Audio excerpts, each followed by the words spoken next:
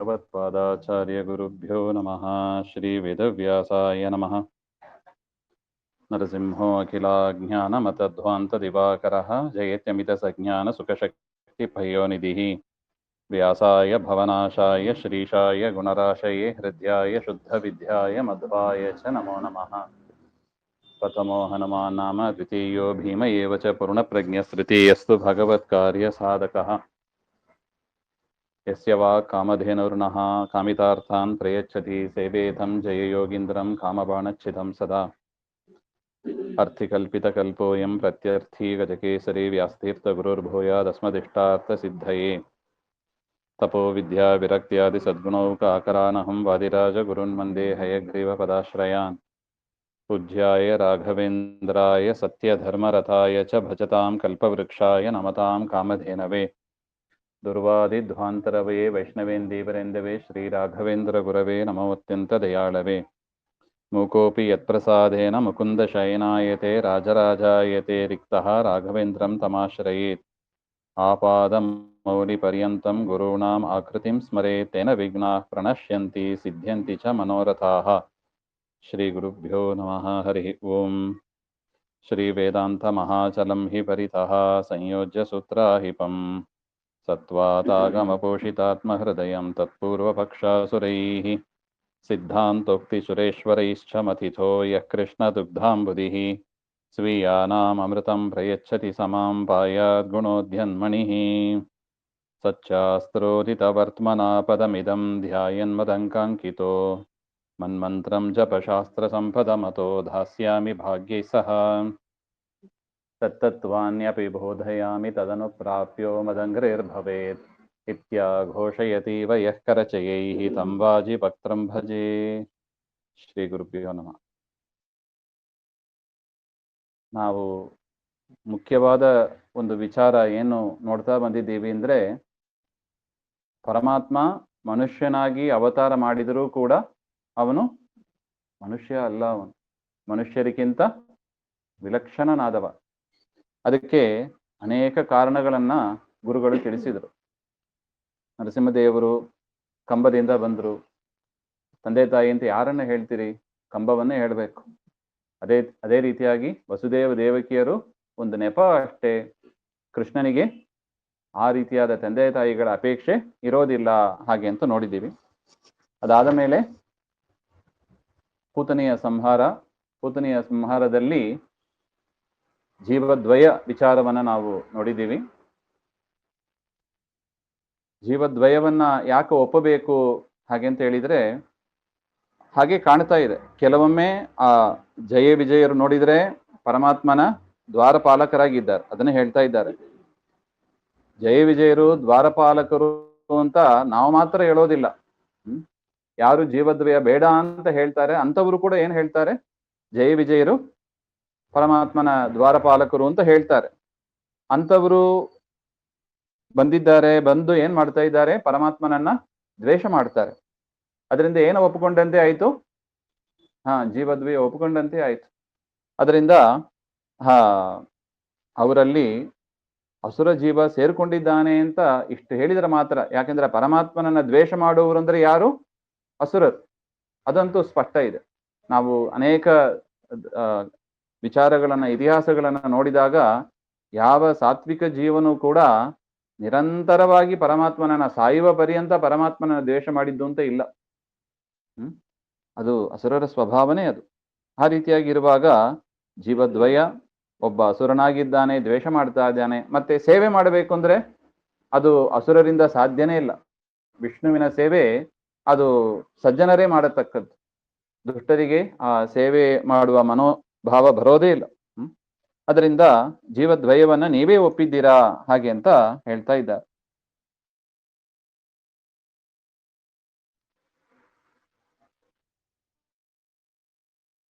ಅದರಿಂದ ಶಿಶುಪಾಲನಲ್ಲಿ ಅಸುರಾವೇಶ ಇಲ್ಲ ಅಂತ ಆದ ಪಕ್ಷದಲ್ಲಿ ಕೂಡ್ಸಕ್ ಬರೋದಿಲ್ಲ. ಅದರಿಂದ ಅಸುರಾವೇಶ ಇದೆ. ಜಯರೂಪವಾಗಿ ಅವನು ದ್ವೇಷದಿಂದ ಮೋಕ್ಷವನ್ನ ಪಡೆದದ್ದಲ್ಲ, ಅದು ಸೇವೆಯಿಂದಲೇ ಪಡೆದದ್ದು. ದ್ವಾರಪಾಲಕನಾಗಿ ಪರಮಾತ್ಮನನ್ನ ಸೇವೆ ಮಾಡಿದ್ರಿಂದಲೇ ಬಂದದ್ದು. ಶಿಶುಪಾಲನಾಗಿ ದ್ವೇಷ ಮಾಡ್ತಾ ಇದ್ದವ ಅವನು ಅಸುರ ಅಂತ ಇಷ್ಟು ಹೇಳಬೇಕು ಹಾಗೆ ಅಂತ. ಅಸುರ ಅಂದ್ರೆ ಯಾರು? ಹಿರಣ್ಯಕಶಿಪು ಅವನೇ. ಅಂದ್ರೆ ಹಿರಣ್ಯಕಶಿಪು ಅಂತ ಒಂದು ಜೀವ ಇದ್ದಾನೆ, ಜಯ ಅಂತ ಒಂದು ಜೀವ ಇದ್ದಾನೆ, ಇಬ್ರು ಆ ಶಿಶುಪಾಲನಲ್ಲಿ ಸೇರಿದ್ದಾರೆ ಅಂತ ಇಷ್ಟು ವಿಚಾರ ಇದೆ. ಅದೇ ರೀತಿಯಾಗಿ ದಂತವಕ್ರ, ವಿಜಯ ಮತ್ತು ಹಿರಣ್ಯಾಕ್ಷ ಇಬ್ರು ಸೇರಿ ದಂತವಕ್ರರಾದರು. ರಾವಣ ಕುಂಭಕರ್ಣ ಕೇಸಲ್ಲೂ ಅದೇ ರೀತಿಯಾಗಿ, ಹಿರಣ್ಯಾಕ್ಷ ಹಿರಣ್ಯಕಶಿಪವಾದಾಗಲೂ ಅದೇ ರೀತಿಯಾಗಿ. ಹೆಸರು ಮಾತ್ರ ಅದೇ ಇದೆ, ಆದರೆ ಒಳಗಿದ್ದ ಜೀವ ಅಲ್ಲೂ ಜೀವದ್ವಯ ಅಂತ ಹೇಳ್ಬೇಕು.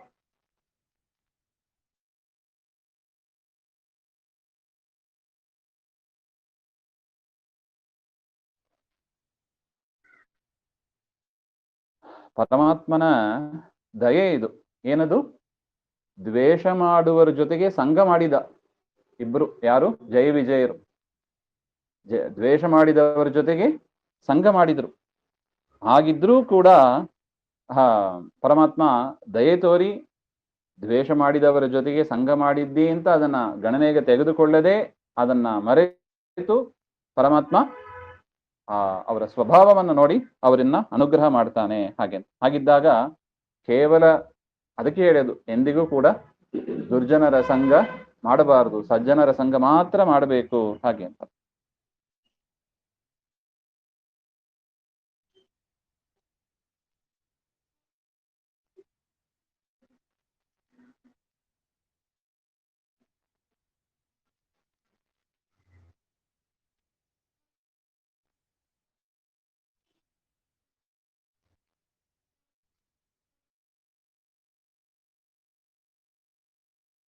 ಈ ರೀತಿಯಾಗಿ ಶ್ರೀಮನ್ ಮಧ್ವಾಚಾರ್ಯರ ವಾದಿರಾಜ ಸ್ವಾಮಿಗಳು ಹೇಳ್ತಾರೆ, ಶ್ರೀಮನ್ ಮಧ್ವಾಚಾರ್ಯರು ಅನೇಕ ಕಡೆಗಳಲ್ಲಿ ಈ ಜೀವದ್ವಯ ವಿಚಾರವನ್ನ ವೇದವ್ಯಾಸರ ಮಾತಿನಂತೆ ಅದನ್ನ ಸಮರ್ಥನೆ ಮಾಡಿದ್ದಾರೆ. ಅದರ ಆಧಾರದಲ್ಲಿ ನಾನು ಯಾವ ಭಯವೂ ಇಲ್ಲದೆ ಈ ವಿಚಾರವನ್ನ ಇಲ್ಲಿ ತಿಳಿಸ್ತಾ ಇದ್ದೇನೆ ಹಾಗೆ ಅಂತ. ಇದರಿಂದ ನನಗೆ ಯಾವ ಭಯವೂ ಇಲ್ಲ, ಇನ್ನು ವಿಶೇಷವಾಗಿ ಈ ಮಹಾಕಾವ್ಯವನ್ನ ನಾನು ರಚನೆ ಮಾಡ್ತೇನೆ ಹಾಗೆ ಅಂತ ಒಟ್ಟು ಇಷ್ಟು ವಿಚಾರ ಬಂತು. ಇನ್ನು ಮುಂದಿನದ್ದು ಪೂತನೆಯ ಸಂಹಾರ ಆಯಿತು. ಒಟ್ಟು ಜೀವದ್ವಯ ವಿಚಾರ ಮುಗಿಸಿ ಮುಂದಿನ ವಿಚಾರ ನಂದಗೋಪ 12ನೇ ದಿವಸ ನಿಷ್ಕ್ರಮಣ ಅಂತ ಕರೀತಾರೆ. ಅಂದ್ರೆ ಮಗುವನ್ನ ಹೊರಗೆ ಕರೆದುಕೊಂಡು ಹೋಗುವ ಒಂದು ಸಂಪ್ರದಾಯ, ಅದು ಸಂಸ್ಕಾರ. ಅದನ್ನ ಮಾಡಿದ ಅಂತ. ಯಾಕೆ ಹಾಗೆಂದ್ರೆ ಕೃಷ್ಣನ ಇಚ್ಛೆ ಏನಿತ್ತು, ಈ ಪೂತನೆ ಅವರೆಲ್ಲ ಮನೆ ಒಳಗೆ ಬಂದ್ರು. ಇನ್ನು ಕೆಲವು ಅಸುರರು ಮನೆ ಒಳಗೆ ಅವರಿಗೆ ಪ್ರವೇಶ ಕೊಡುವಂತೆ ಇಲ್ಲ, ಮನೆ ಹೊರಗಿಂದಲೇ ಅವ್ರನ್ನ ಸಂಹಾರ ಮಾಡಬೇಕಾಗಿತ್ತು. ಅದರಿಂದ ಏನ್ ಮಾಡಬೇಕು? ಕೃಷ್ಣ ತಾನು ಹೊರಗೆ ಹೋಗ್ಬೇಕು ಅಂತ ಉಪನಿಷ್ಕ್ರಮಣ ಒಂದು ಸಂಸ್ಕಾರವನ್ನ ಪರಮಾತ್ಮ ಮಾಡಿಸ್ಕೊಂಡ ಅಂತ ಹೇಳ್ತಾ ಇದ್ದ. ದೇವರಿಗೆ ಯಾವುದು ಬೇಕಾಗಿಲ್ಲ, ಆದ್ರೂ ಈ ಒಂದು ಕಾರಣಕ್ಕಾಗಿ ಅಂತ ಗುರುಗಳು ತಿಳಿಸಿಕೊಡ್ತಾ ಇದ್ದ. ಆ ಸಂದರ್ಭದಲ್ಲಿ ಕೃಷ್ಣನಿಗೆ ಅಭ್ಯಂಗ ಎಲ್ಲ ಮಾಡಿದ್ದಾರೆ.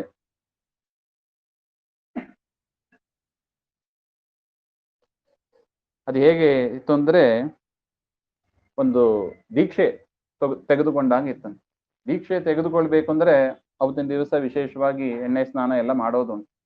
ಕೃಷ್ಣ ಅಭ್ಯಂಗ ಮಾಡ್ಕೊಂಡ. ಯಾಕೆ? ದುಷ್ಟರನ್ನೆಲ್ಲ ಸಂಹಾರ ಮಾಡಬೇಕು ಅಂತ ನಾನು ದೀಕ್ಷಾ ಬದ್ಧನಾಗಿ ಇರ್ತೇನೆ ಹಾಗೆಂಬ ಅದಕ್ಕಾಗಿ ದೇವರು ಮಾಡಿಕೊಂಡನೋ ಏನೋ ಅಂತ ಹೇಳ್ತಾ ಇದ್ದಾರೆ. ಯಶೋಧಾದೇವಿ ಯಾರು ಬಂದಿದ್ದಾರೆ ಅವ್ರನ್ನೆಲ್ಲ ಉಪಚಾರ ಮಾಡ್ತಾ ಕೃಷ್ಣನನ್ನ ಒಂದು ಬಂಡಿ ಕೆಳಗೆ ಮಲಗಿಸ್ಬಿಟ್ಟು ಅವ್ರು ಮರೆತೇ ಹೋಗ್ಬಿಟ್ಟಿದ್ದಾರೆ. ಆ ಸಂದರ್ಭದಲ್ಲಿ ಶಕಟಾಸುರ ಕೃಷ್ಣನನ್ನ ಸಂಹಾರ ಮಾಡಬೇಕು ಅಂತ ಆ ಗಾಡಿಯಲ್ಲಿ ಸೇರ್ಕೊಂಡ. ಅವನು ಕಪಟಿ ಆದರೂ ಪರಾಕ್ರಮಶಾಲಿ. ಆ ರೀತಿಯಾಗಿ ಬಂದ.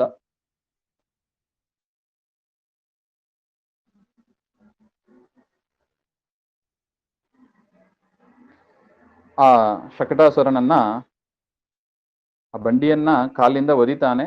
ಆ ಶಕಟ ಪುಡಿ ಪುಡಿ ಆಯ್ತು, ಅದರಲ್ಲಿದ್ದ ಅಸುರನು ಸತ್ತ ಹಾಗೆಂತ. ಯಾಕೆ ಸಂಹಾರ ಮಾಡಬೇಕಾಗಿತ್ತು ಹಾಗೆಂಬ ಅದಕ್ಕೆ ಗುರುಗಳು ಒಂದು ಕಾರಣ ಕೊಡ್ತಾ ಇದ್ದಾರೆ. ಈ ಕಂಸ ಅನಂತರ ಸಾಯ್ತಾನೆ.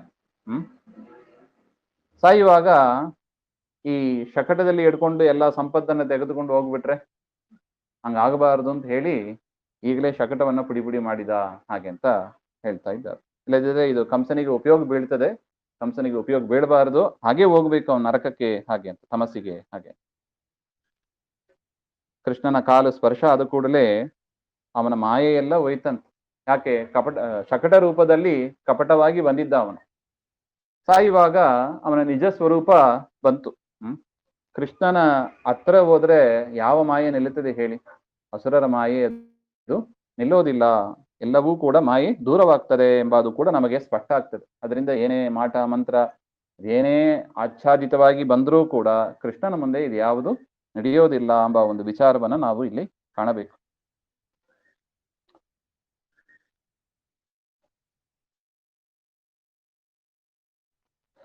ಕೃಷ್ಣನ ಪಾದ ಸ್ಪರ್ಶ ಆದ ಕೂಡಲೇ ಅವನ ಎಲ್ಲಾ ಅವಯವೂ ಕೂಡ ಶಿಥಿಲ ಆಯ್ತಂತೆ. ಶಿಥಿಲ ಆಗಿ ಶಕಟಾಸುರ ಸತ್ತ. ಆ ಪರಮಾತ್ಮನ ಪಾದದಲ್ಲಿ ಏನಿದೆ? ಚಕ್ರ ಇದೆ. ಆ ಚಕ್ರ ಏನ್ ಮಾಡ್ತದೆ? ಎಲ್ಲವನ್ನು ತುಂಡು ತುಂಡು ಮಾಡಿತು ಹಾಗೆ ಅಂತ. ಅದರಿಂದಲೇ ಎಲ್ಲಾ ಅವಯವೂ ಕೂಡ ಶಿಥಿಲ ಆಯಿತು ಹಾಗೆ ಅಂತ. ಕಟ್ ಮಾಡೋದಕ್ಕೆ ಏನಾದ್ರು ಒಂದು ಬೇಕಲ್ಲ. ಏನಿತ್ತು? ಪರಮಾತ್ಮನ ಪಾದದಲ್ಲಿ ಇದೆ ಚಕ್ರವೇ ಅದನ್ನ ಮಾಡಿತ್ತು ಹಾಗೆ ಅಂತ. ಆ ಚಕ್ರದ ಸಾಮರ್ಥ್ಯವನ್ನ ಧಾರಣೆ ಮಾಡೋದಕ್ಕೆ ಆ ಜಾತಿಗೆ ಸಾಮರ್ಥ್ಯ ಇಲ್ಲ ಅಂತ. ಅಸುರ ಜಾತಿಗೆ ಆ ಕೃಷ್ಣನ ಪಾದವನ್ನಾಗಲಿ ಅಥವಾ ಚಕ್ರವನ್ನಾಗಲಿ ಸಹನೆ ಮಾಡುವ ಸಾಮರ್ಥ್ಯ ಇರೋದಿಲ್ಲ. ಅದರಿಂದ ಅವನ ಜಾತಿಗೆ ಇಲ್ಲ. ಅದರಿಂದ ಅವನು ಸತ್ತ ಹಾಗೆ ಅಂತ.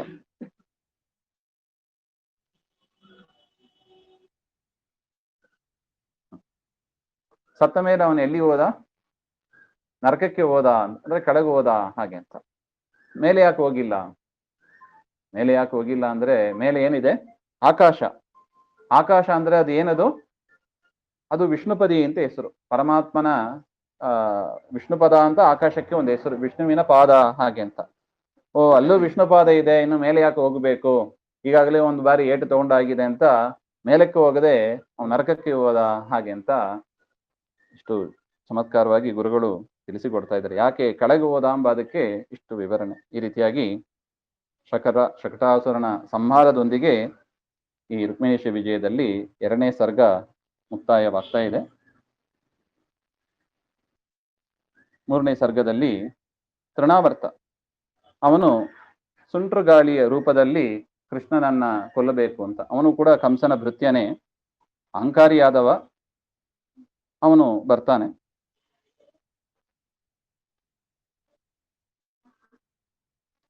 ಅವನನ್ನ ಏನ್ ಮಾಡ್ತಾನೆ? ಯಶೋಧ ಭಾಗವತದಲ್ಲಿ ಹೀಗಿದೆ. ಯಶೋಧ ಹಾಲು ಕುಡಿಸ್ತಾ ಇರ್ತಾಳೆ ಕೃಷ್ಣನಿಗೆ. ಇದ್ದಕ್ಕಿದ್ದಾಗಿ ಪರಮಾತ್ಮ ಭಾರ ಆಗ್ಬಿಟ್ಟಂತ. ಯಶೋಧೆಯಿಂದ ಎತ್ಕೊಂಡು ಕೊಡಕ್ಕಾಗಿಲ್ಲ. ಅದರಿಂದ ಕೃಷ್ಣನನ್ನ ಕೆಳಗಿಟ್ಟು ಅವಳೇನೋ ಮನೆ ಕೆಲಸಕ್ಕೆ ಅಂತ ಹೋದಳು. ಇದೇ ಸರಿಯಾದ ಸಂದರ್ಭ ಅಂತ ಅವನು ತೃಣಾವರ್ತ ಎತ್ಕೊಂಡು ಕೃಷ್ಣನನ್ನ ಹೋಗ್ತಾನೆ. ಕೃಷ್ಣನ ಎತ್ಕೊಳ್ಳಿಕ್ಕೆ ಅವನಿಗೆ ನೋಡಿ, ಅದಕ್ಕೆ ದೇವರು ಅದನ್ನು ತೋರಿಸಿದ್ದು. ನನ್ನನ್ನ ಎತ್ಕೊಳ್ಳಿಕ್ಕೆ ಯಾರಿಂದಲೂ ಸಾಮರ್ಥ್ಯ ಇಲ್ಲ. ಅದರಿಂದ ಕೃಷ್ಣನೇ ಶಕಟಾಸುರನನ್ನ, ತೃಣಾವರ್ತನನ್ನ ಮೇಲಕ್ಕೆ ಎತ್ಕೊಂಡು ಹೋದ ಹಾಗೆ ಅಂತ. ಮೇಲಕ್ಕೆ ಯಾಕೆ ಎತ್ಕೊಂಡು ಹೋದ ಹಾಗೆ ಅಂದ್ರೆ, ಗಾಳಿಯನ್ನ ಸಂಹಾರ ಮಾಡೋದಕ್ಕೆ ಉಚಿತವಾದದ್ದು ಆಕಾಶವೇ. ಗಾಳಿ ಎಲ್ಲಿಂದ ಹುಟ್ಟಿತ್ತು? ಆಕಾಶದಿಂದ ಹುಟ್ಟಿತ್ತು. ಆಕಾಶಾತ್ ಅಸೃಜತ್ ವಾಯುಂ ಅಂತ ಹೇಳ್ತಾರೆ. ಆಕಾಶದಿಂದ ಗಾಳಿ ಹುಟ್ಟಿತ್ತು. ಎಲ್ಲಿಂದ ಹುಟ್ಟಿದ್ದು ಅಲ್ಲೇ ಲಯವಾಗ್ತದೆ. ಇವನು ಗಾಳಿಯ ರೂಪದಲ್ಲಿ ಬಂದಿದ್ದಾನೆ. ಅದರಿಂದ ಕೃಷ್ಣ ಆಕಾಶಕ್ಕೆ ಕರ್ಕೊಂಡೋಗಿ ಅಲ್ಲೇ ಲಯವನ್ನು ಮಾಡಿದ, ಸಂಹಾರ ಮಾಡಿದ ಹಾಗೆ ಅಂತ ಹೇಳ್ತಾರೆ.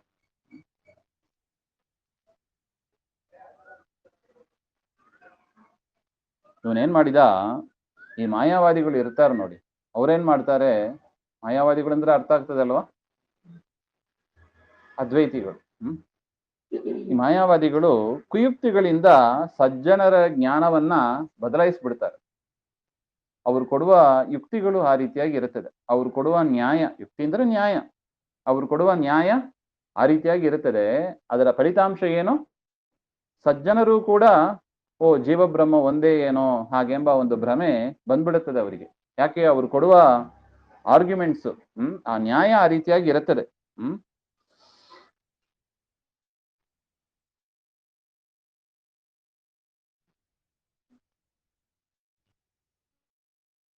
ಆ ಮಿಥ್ಯಾಜ್ಞಾನ ಜಾಸ್ತಿ ಆದಷ್ಟು ಏನಾಗ್ತದೆ?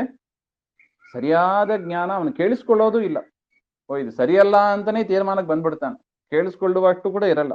ಇದು ಮಾಯಾ ಮತದ ಪ್ರಭಾವ ಹಾಗೆ ಅಂತ. ತಾನು ತಪ್ಪಾಗಿ ತಿಳ್ಕೊಂಡಿರ್ತಾನೆ, ಸರಿಯಾಗಿ ಯಾರಾவது ಹೇಳಿದ್ರು ಕೂಡ ಅದನ್ನ ಕೇಳಿಸ್ಕೊಳ್ಳುವ ಒಂದು ಮನೋಭಾವನೂ ಇರೋದಿಲ್ಲ. ಆ ರೀತಿಯಾಗಿ ಇರ್ತಾರೆ.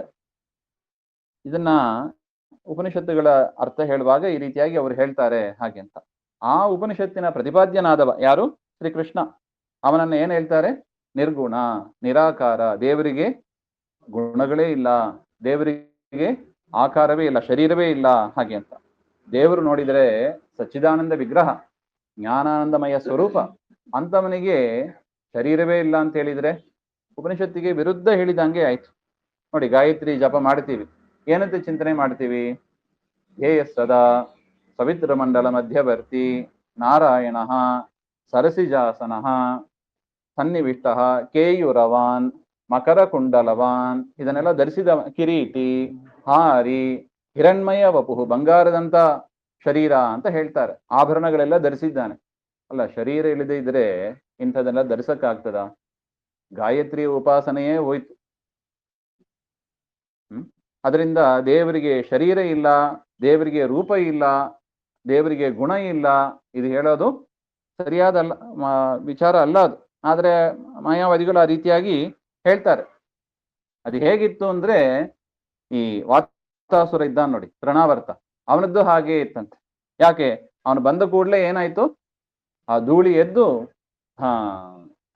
ಕಣ್ಣು ಬಿಡದೆ ಜ್ಞಾನ ಎಲ್ಲ ಮಾಯವಾಯಿತು ಅಂತ ಹೇಳ್ತಾರೆ. ಯಾರಿಂದಲೂ ನೋಡ್ಲಿಕ್ಕೂ ಆಗೋದಿಲ್ಲ, ಆ ತರ ಪರಿಸ್ಥಿತಿ ಬಂದೋಯ್ತು. ಇನ್ನು ಆ ಶಬ್ದ ಭಾರಿ ಜೋರು ಶಬ್ದ ಇತ್ತು, ಅದರಿಂದ ಜನ ಮಾತಾಡೋದು ಕೇಳಿಸ್ತಾನೂ ಇಲ್ಲ ಹಾಗೆ ಅಂತ ಈ ರೀತಿಯಾಗಿ ಹೋಲಿಸ್ತಾರೆ. ಇದರಿಂದ ಏನ್ ಹೇಳಿದಂತೆ ಆಯ್ತು? ಆ ಮಾಯಾ ಮತ ಅದು ಅಸುರರಿಗೆ ತುಂಬಾ ಹಿಡಿ ಬೀಳುವ ಒಂದು ಮತ ಅಂತ ಆಯ್ತು.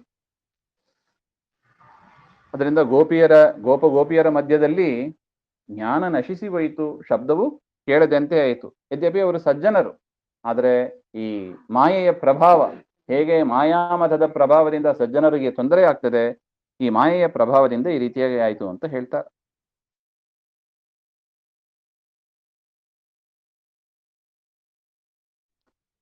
ಕೃಷ್ಣ ತೃಣಾವರ್ತನೂ ಪ್ರಯತ್ನ ಪಡ್ತಾ ಇದ್ದ ಮೇಲೆ ಕರ್ಕೊಂಡು ಹೋಗ್ಬೇಕು ಅಂತ, ಅದನ್ನ ನಿಲ್ಲಿಸ್ಲಿಲ್ಲವಂತೆ. ಯಾಕೆ ನಿಲ್ಲಿಸ್ಲಿಲ್ಲ? ಮೇಲೆ ಕರ್ಕೊಂಡು ಹೋಗ್ತಾ ಇದ್ದಾನೆ ಕೃಷ್ಣನ್ನ, ನಿಲ್ಲಿಸ್ಲಿಲ್ಲ. ಯಾಕೆಂದ್ರೆ ಕೃಷ್ಣನ ಉದ್ದೇಶ ಏನಿತ್ತು ಹಾಗೆಂದ್ರೆ, ಮೇಲಕ್ಕೆ ಓದಿ ಅಷ್ಟು ಮೇಲಕ್ಕೆ ಹೋಗಿ ಕೆಳಗೆ ಬಿದ್ದಷ್ಟು ಏನಾಗ್ತದೆ? ವೇಗ ಜಾಸ್ತಿ ಇರ್ತದೆ. ಅದರಿಂದ ಅಷ್ಟು ವೇಗದಿಂದ ಬಲದಿಂದ ಇವನನ್ನ ಸಂಹಾರ ಮಾಡಬೇಕು ಎಂಬ ದೃಷ್ಟಿಯಿಂದ ಕೃಷ್ಣ ತಾನು ಮೇಲಕ್ಕೆ ಹೋದ ಅವನ ಕರ್ಕೊಂಡು ಅಂತ ಹೇಳ್ತಾರೆ.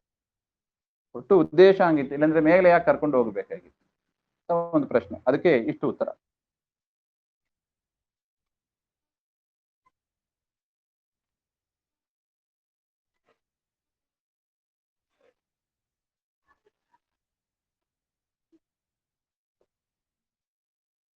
ಇನ್ನು ತೃಣಾವರ್ತ ಮೇಲಕ್ಕೆ ಹೋಗ್ತಾ ಇದ್ದ. ಮೇಲೆ ಮೇಲೆ ಮೇಲೆ ಹೋದರೆ ಏನ್ ಸಿಗ್ತದೆ? ವೈಕುಂಠ ಸಿಗ್ತದೆ. ಕೃಷ್ಣ ಹೇಳಿದ, ಯಾರು ಯೋಗ್ಯರೋ ಅವ್ರು ಮಾತ್ರ ಹೋಗ್ಬೇಕು ವೈಕುಂಠಕ್ಕೆ, ಎಲ್ಲರಿಗೂ ಅಲ್ಲಿ ಅವಕಾಶ ಸಿಗೋದಿಲ್ಲ. ಅದರಿಂದ ಕೃಷ್ಣ ಅವನನ್ನ ಕೆಳಗೆ ಬೀಳಿಸಿ ಸಂಹಾರ ಮಾಡಿದ ಅಂತ ಹೇಳ್ತಾ ಇದ್ದ.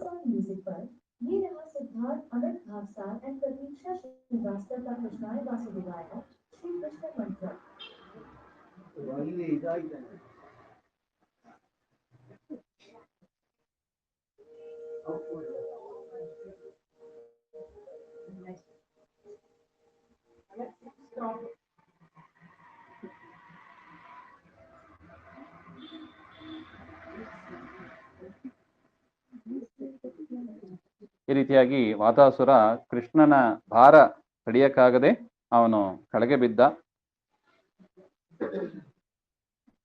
ಅಲ್ಲ, ಕೃಷ್ಣ ಭಾರ ಅಂತ ಹೇಗೆ ಹೇಳ್ತೀರಿ ಹಾಗೆಂದ್ರೆ, ಪರಮಾತ್ಮನ ಉದರದಲ್ಲಿ ಏನಿದೆ? ಇಡೀ ಪರ್ವತಗಳು ಸಹಿತವಾದ ಲೋಕಗಳು ಇದೆ.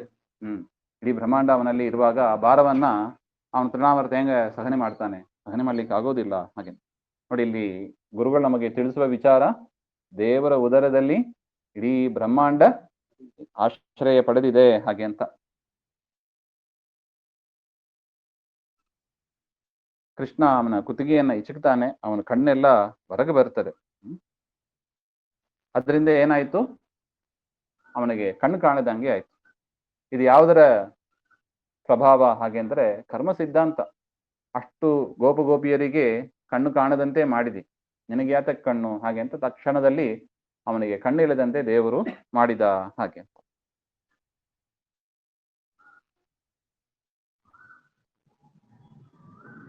ಇನ್ನು ಅವನ ತಲೆ ತಿರುಗ್ತಾ ಇತ್ತಂತೆ. ತಲೆ ಯಾಕೆ ತಿರುಗ್ತಾ ಇತ್ತು ಹಾಗೆಂದ್ರೆ ಗೋಪಿಯರಿಗೆ ಕಾಣದೇ ಇರುವಾಗ ಅವರು ತಿರುಗ್ತಾ ಇದ್ದಾರಲ್ವಾ, ಅದರ ಪ್ರಭಾವ ನೀನು ಕೂಡ ಅದೇ ರೀತಿಯಾಗಿ ತಿರುಗಿ ಸಾಯ್ಬೇಕು ಹಾಗೆ ಅಂತ. ಅದರಿಂದ ಆ ಕತ್ತಲೆಯ ಪ್ರಭಾವವನ್ನು ಕೂಡ ಅವನು ಅನುಭವಿಸಿದ ಅಂತ ಹೇಳ್ತಾರೆ. ಇನ್ನು ಕೆಳಗೆ ಯಾಕೆ ಬಿದ್ದ ಹಾಗೆ ಅಂದ್ರೆ ಕೃಷ್ಣನನ್ನ ಎತ್ಕೊಂಡು ಬಂದವಾಗ ಯಶೋಧ ಮಾತೆಗೆ ಗೊತ್ತಾಯಿತು, ಅವಳು ಕೆಳಗೆ ಬಿದ್ದಳಂತ, ಮೂರ್ಛೆಯಾಗಿ ಕೆಳಗೆ ಬಿದ್ದಳು. ಕೃಷ್ಣನಿಗೆ ಏನಾಯ್ತೋ ಏನೋ, ನನ್ನ ತಾಯಿಯನ್ನು ಬೀಳಿಸಿದೆಲ್ಲ ನೀನು ಕೆಳಗೆ ಬೀಳು ಹಾಗೆ ಅಂತ ತೃಣಾವರ್ತನನ್ನ ಕೆಳಗೆ ಬೀಳಿಸಿದ ಹಾಗೆ ಅಂತ. ನೋಡಿ, ಇದರಿಂದ ನಮಗೆ ಸ್ಪಷ್ಟ ಆಗೋದು ಇಷ್ಟೇ, ಕರ್ಮ ಸಿದ್ಧಾಂತ. ನಾವೇನ್ ಮಾಡಿರ್ತೀವಿ ಅದನ್ನ ನಾವು ಅನುಭವಿಸಬೇಕು. ದೇವರನ್ನ ಆಕ್ಷೇಪ ಮಾಡಿ ಅದರಲ್ಲಿ ಉಪಯೋಗ ಇಲ್ಲ ಹಾಗೆಂತ. ಇದೆಲ್ಲ ಶಾಸ್ತ್ರ ಕೊಡುವ ನಮಗೆ ನಿದರ್ಶನಗಳು. ತೃಣಾವರ್ತನ ಅನುಭವಿಸ್ತಾನೆ, ಬರೀ ದುಷ್ಟರಿಗೆ ಮಾತ್ರ ಹೀಗೆ ಅಂತ ತಿಳ್ಕೋಬಾರ್ದು, ಸಜ್ಜನರಿಗೂ ಇದೇ ಪರಿಸ್ಥಿತಿನೇ. ಇಷ್ಟು ಆಯ್ತು. ತದನಂತರ ತೊಟ್ಟಿಲು ಹಾಕುವ ಸಂಪ್ರದಾಯ. ಕೃಷ್ಣನನ್ನ ತೊಟ್ಟಿಲಲ್ಲಿ, ಬಂಗಾರದ ತೊಟ್ಟಿಲು, ಅದರಲ್ಲಿ ಮುತ್ತು ಮಾಲೆಗಳು ಎಲ್ಲವನ್ನು ಹಾಕಿ ಮಲಗಿಸಿದ್ರು ಕೃಷ್ಣನನ್ನ ಹಾಗೆ ಅಂತ. ಆಗ ಯಶೋಧಾದೇವಿಗೆ ಎಷ್ಟು ಆನಂದ ಆಯ್ತು ಅಂದ್ರೆ ಸಾಲೋಕ್ಯ ಮೋಕ್ಷ ಪಡೆದಷ್ಟು ಆನಂದ ಆಯ್ತಂತೆ. ಸಾಲೋಕ್ಯ ಅಂದ್ರೆ ಏನು? ದೇವರ ಲೋಕದಲ್ಲೇ ನೋಡಿ, 4 ರೀತಿಯಾದ ಮೋಕ್ಷ ಇದೆ: ಸಾರೂಪ್ಯ, ಸಾಲೋಕ್ಯ, ಸಾಮೀಪ್ಯ, ಸಾಯುಜ್ಯ ಹಾಗೆ ಅಂತ. ಸಾಲೋಕ್ಯ ಅಂದ್ರೆ ಒಂದೇ ಲೋಕದಲ್ಲಿ ದೇವರ ಜೊತೆಗೆ ಇರೋದು ಎಂಬ ಒಂದು ಮೋಕ್ಷ ಅದು. ಆ ರೀತಿಯಾಗಿ ಕೃಷ್ಣನ ಜೊತೆಗೆ ಇದ್ದಾಳೆ, ಅದರಿಂದ ಸಾಲೋಕ್ಯ ಮೋಕ್ಷದಂತೆ ಅವಳಿಗೆ ಸುಖ ಆಯಿತು ಅಂತ ಹೇಳ್ತಾರೆ.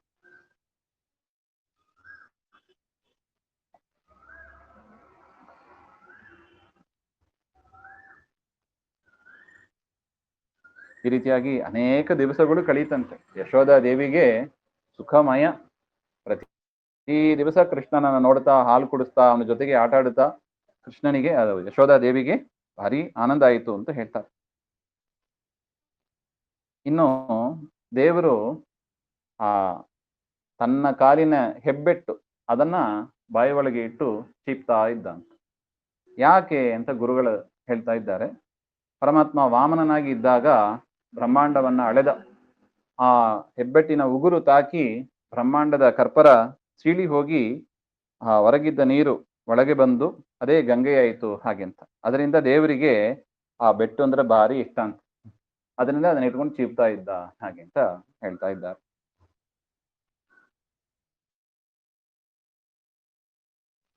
ನೋಡಿ, ಯಶೋಧ ಮತ್ತು ಬಾಲಕೃಷ್ಣರ ಸಂವಾದ ಅದನ್ನ ಒಂದು ಹೇಳ್ತಾ ಇದ್ದಾರೆ. ಯಶೋಧ ಹೇಳಿದಳಂತೆ, ಮಗು ಮಲಗು ಹಾಗೆ, ನಿದ್ದೆ ಮಾಡು ಹಾಗೆ, ನನಗೆ ಬೇರೆ ಕೆಲಸ ಇದೆ, ಕೆಲಸ ಮಾಡ್ಬೇಕು, ನೀನು ಮಲಗಿದ್ರನೇ ನಾನು ಕೆಲಸ. ಇದು ತಾಯಿಂದ್ರೆ ಒಂದು ಪರಿಸ್ಥಿತಿ ಇದು, ನೀನು ಮಲಗಿದ್ರನೇ ಬೇರೆ ಕೆಲಸ ಆಗೋದು ನನಗೆ, ಅದನ್ನ ನೀನು ಮಲಗು ಹಾಗೆ ಅಂತ ಹೇಳಿದ್ರ. ಕೃಷ್ಣ ಹೇಳಿದ್ರಂತೆ, ನಿದ್ರೆ ಅಂದ್ರೆ ಏನಮ್ಮ ಹಾಗೆ ಅಂತ ಕೇಳಿದ. ಏನ್ ಹೇಳ್ಬೇಕು, ನಿದ್ರೆ ಅಂದ್ರೆ ಏನ್ ಹೇಳ್ಬೇಕು, ಅದರ ಉಪಯೋಗ ಏನು ಹಾಗೆ ಅಂತ ಕೇಳಿದಾಗ, ನಿದ್ರೆಯಲ್ಲೇ ನಾವು ತಿಂದದ್ದೆಲ್ಲ ಜೀರ್ಣ ಆಗ್ತದೆ, ಅದರಿಂದ ನಿದ್ರೆ ಮಾಡು ಹಾಗೆ. ನೆಕ್ಸ್ಟ್ ಕ್ವಶನ್, ನಿದ್ರೆ ಅಂದ್ರೆ ಏನು, ನಿದ್ದೆ ಯಾಕೆ ಮಾಡಬೇಕು? ಜೀರ್ಣ ಆಗೋದಕ್ಕಾಗಿ. ನಿದ್ರೆ ಅಂದ್ರೆ ಏನು ಹಾಗೆಂದ್ರೆ ಏನ್ ಹೇಳ್ಬೇಕು? ಪ್ರಾಜ್ಞನಾಮಕ, ಅವಳು ಕೇಳಿದ್ದಾಳೆ, ಪ್ರಾಜ್ಞನಾಮಕ ಪರಮಾತ್ಮನ ಆಲಿಂಗನ ಮಾಡಿಕೊಳ್ಳೋದೇ ನಿದ್ರೆ ಹಾಗೆ ಅಂತ. ಹೌದಮ್ಮ ಅಂತ ಕೃಷ್ಣ ಏನ್ ಮಾಡಿದ, ತನ್ನನ್ನೇ ತಾನು ಆಲಿಂಗನ ಮಾಡಿಕೊಂಡು, ತಿಂದದ್ದೆಲ್ಲ ಜೀರ್ಣ ಆಯಿತು, ಬೆಣ್ಣೆ ಕೊಡು ಹಾಗೆ ಅಂತ ಕೇಳಿದ ಅಂತ ಹೇಳ್ತಾರೆ. ಅಂತ ಕೃಷ್ಣ ನಮ್ಮನ್ನ ಕಾಪಾಡಲಿ ಹಾಗೆ ಅಂತ ಪ್ರಾರ್ಥನೆ. ಇನ್ನೊಂದು ಸಂಭಾಷಣೆ ಹೇಳ್ತಾರೆ. ಈ ಸಾಮಾನ್ಯ ತೊಟ್ಟಿಲು ತೂಗುವಾಗ ದೇವರ ನಾಮ ಹೇಳುವ ಒಂದು ಸಂಪ್ರದಾಯ ಇದೆ, ಅದು ಯಶೋಧಾ ಮಾತೆ ಹಾಕೊಟ್ಟ ಪದ್ಧತಿ ಏನೋ. ಅವಳು ಹಾಗೆ ಹಾಡು ಹೇಳ್ತಾ ಇದ್ದಳು. ಆಗ ಕೃಷ್ಣ ಕೇಳಿದನಂತೆ, ನೀನು ಶೇಷಶಾಹಿಯಾದ ನಾರಾಯಣನನ್ನ ಹಾಡು ಹೇಳ್ತಾ ಇದ್ಯಲ್ಲ, ಯಾತಕ್ಕೆ ಹಾಗೆ ಅಂತ, ಯಾತಕ್ಕೆ ಈ ರೀತಿಯಾಗಿ ಹಾಡು ಹೇಳ್ತೀಯ ಹಾಗೆ? ಯಾಕೆಂದ್ರೆ ಯಶೋಧ ಹೇಳಿದ್ಲು, ಆ ನಾರಾಯಣ ನಿನ್ನನ್ನು ಕೂಡ ಮಲಗುವಂತೆ ಮಾಡ್ತಾನೆ ಹಾಗೆ, ಅದಕ್ಕಾಗಿ ನಾನು ಹಾಡ ಹೇಳ್ತಾ ಇದ್ದೇನೆ ಹಾಗೆ. ಹಾಗಿರುವಾಗ ಕೃಷ್ಣ ಕೇಳಿದನಂತೆ, ನಾರಾಯಣ ಮಲಗಿದ್ದಾನೆ ಅಂತ ಆದ ಮೇಲೆ ನೀನು ಹೇಳುವ ಹಾಡನ್ನ ಅವನು ಹೇಗಮ್ಮ ಕೇಳ್ತಾನೆ ಹಾಗೆ ಅಂತ ಪ್ರಶ್ನೆ. ಕೃಷ್ಣ ಮಲಗಿದ್ದಾನೆ ಅಂತೀಯ, ಶೇಷಶಾಹಿ ಅಂತೀಯ, ಮತ್ತೆ ಅವನನ್ನ ಸ್ತೋತ್ರ ಮಾಡ್ದ ಹಾಡು ಹೇಳ್ತಾ ಇದ್ಯಾ, ನೀನು ಹೇಳುವ ಹಾಡನ್ನ ಅವನ್ ಮಲಗಿದವ ಅವನೇನ್ ಕೇಳ್ತಾನೆ ಹಾಗೆ ಅಂತ ಪ್ರಶ್ನೆ. ಏನ್ ಉತ್ತರ ಕೊಡ್ಬೇಕು ಇದಕ್ಕೆಲ್ಲ? ಮಕ್ಕಳು ಪ್ರಶ್ನೆ ಆಗಿರ್ತದೆ ಕೆಲವೊಮ್ಮೆ.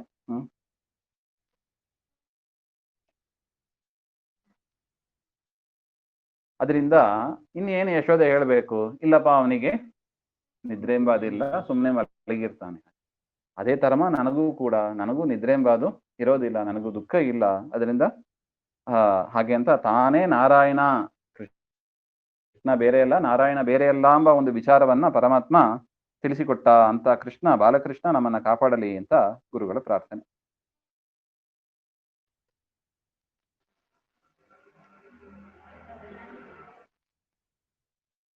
ಅನೇಕ ಗೋಪಿಕಾ ಸ್ತ್ರೀಯರು ಬಂದು ಕೃಷ್ಣನನ್ನ ದರ್ಶನ ಮಾಡಿ ಸಂತೋಷಪಟ್ಟು ಹೋಗ್ತಾ ಇದ್ರು ಹಾಗೆ ಅಂತ.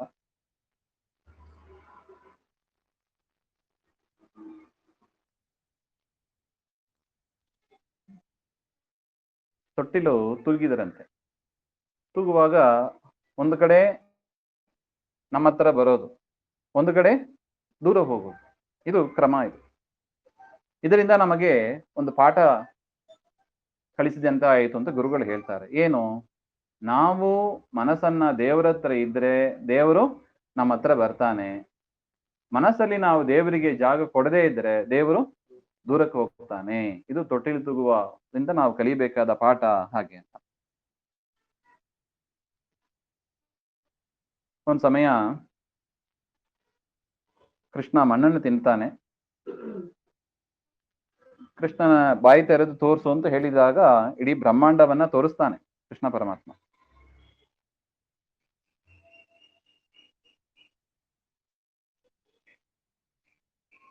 ಯಾತಕ್ಕೆ ಹಂಗ್ ಮಾಡಿದ ಹಾಗೆ ಅಂದ್ರೆ, ಯಶೋಧಾದೇವಿಗೆ ಓ ಮಗುವಿಗೆ ಹಾಲು ಕುಡಿಸಿ ಆಯ್ತು, ಮಗು ತೃಪ್ತನಾಗಿರ್ತಾನೆ ಹಾಗೆ ಅಂತ ತಿಳ್ಕೊಂಡಿದ್ದಲಂತೆ.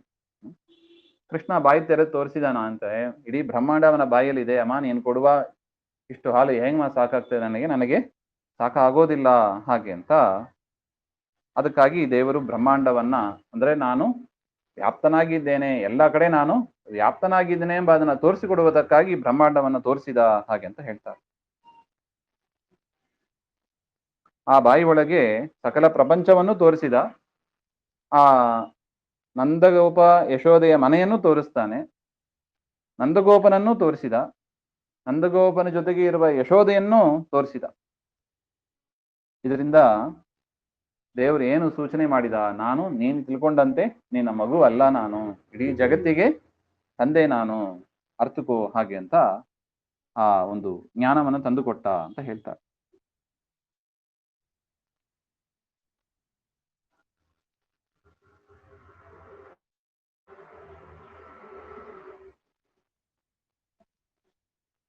ಒಂದ್ ಸಮಯ ಗರ್ಗಾಚಾರ್ಯರು, ಅವರು ಯಾದವರ ಪುರೋಹಿತರು, ವಸುದೇವ ಕಳಿಸಿಕೊಟ್ಟ ಮಗ ಅಲ್ಲಿ ಗೋಕುಲದಲ್ಲಿ ಬೆಳೀತಾ ಇದ್ದಾನೆ, ನಾಮಕರಣ ಮಾಡಿ ಬನ್ನಿ ಹಾಗೆ ಅಂತ.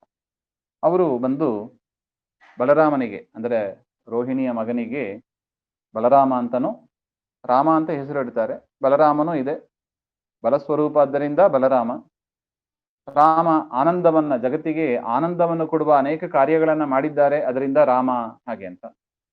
ತದನಂತರ ಕೃಷ್ಣನಿಗೆ ಕೃಷ್ಣ ಅಂತ ನಾಮಕರಣ ಮಾಡಿದರು ಗರ್ಗಾಚಾರ್ಯರು ಹಾಗೆ.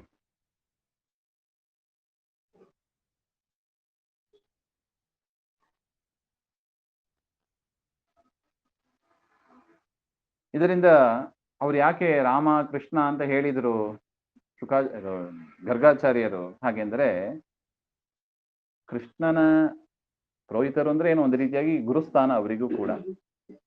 ಜಗದ್ಗುರುವಾದ ಈ ಕೃಷ್ಣನಿಗೆ ನಾನು ಗುರುವಾಗಿದ್ದೇನೆ ಅಂತ ಅನಿಸ್ಕೋತಾ ಇದೆ, ಅದು ಒಂದು ಪಾಪ ಅದು. ಜಗದ್ಗುರುವಾದ ಕೃಷ್ಣನಿಗೆ ಪುರೋಹಿತನಾಗಿ ನಾನು ಬಂದು ಕೃಷ್ಣ ಅಂತ ನಾಮಕರಣ ಮಾಡಿದ್ದು ಮಹಾಪಾಪ.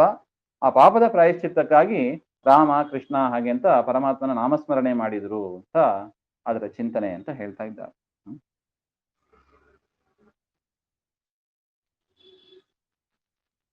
ಈ ರೀತಿಯಾಗಿ ಪದ್ಮನಾಭ, ನಾರಾಯಣ ಅಂತ ಎಷ್ಟು ಹೆಸರು. ಆದರೂ ಕೂಡ ಕೃಷ್ಣ ಆ ಎಲ್ಲ ಹೆಸರು ಬಿಟ್ಟಂತೆ. ಕೃಷ್ಣ ಎಂಬ ಹೆಸರನ್ನೇ ಸ್ವೀಕಾರ ಮಾಡಿದ. ಯಾಕೆ ಹಾಗೆಂದ್ರೆ ಗರ್ಗಾಚಾರ್ಯರು ನನಗೆ ಪ್ರಿಯರಾದವರು, ಅವ್ರು ಕೊಟ್ಟ ಹೆಸರು ನನಗೆ ಇಷ್ಟ ಅಂತ ಕೃಷ್ಣ ಅದೇ ಹೆಸರೇ ಇರ್ಲಿ ಅಂತ ಕೃಷ್ಣ ಅಂತ ನಾಮಕರಣ ಮಾಡಿಕೊಂಡ ಅಂತ ಹೇಳ್ತಾರೆ. ಇನ್ನೊಂದು ಅರ್ಥ ಹೇಳ್ತಾ ಇದ್ದಾರೆ, ಕೃಷ್ಣ ಅವತಾರ ಮಾಡಿದ್ದು ಕೃಷ್ಣ ಪಕ್ಷದಲ್ಲಿ ಅಷ್ಟಮಿ ಶ್ರಾವಣ ಕೃಷ್ಣ ಪಕ್ಷದ ಅಷ್ಟಮಿಯಲ್ಲೇ ಕೃಷ್ಣನ ಅವತಾರ, ಅದರಿಂದ ಕೃಷ್ಣ ಅಂತ ಹೆಸರಿಟ್ಟದ್ದು ಸರಿಗಿದೆ ಹಾಗೆ ಅಂತ.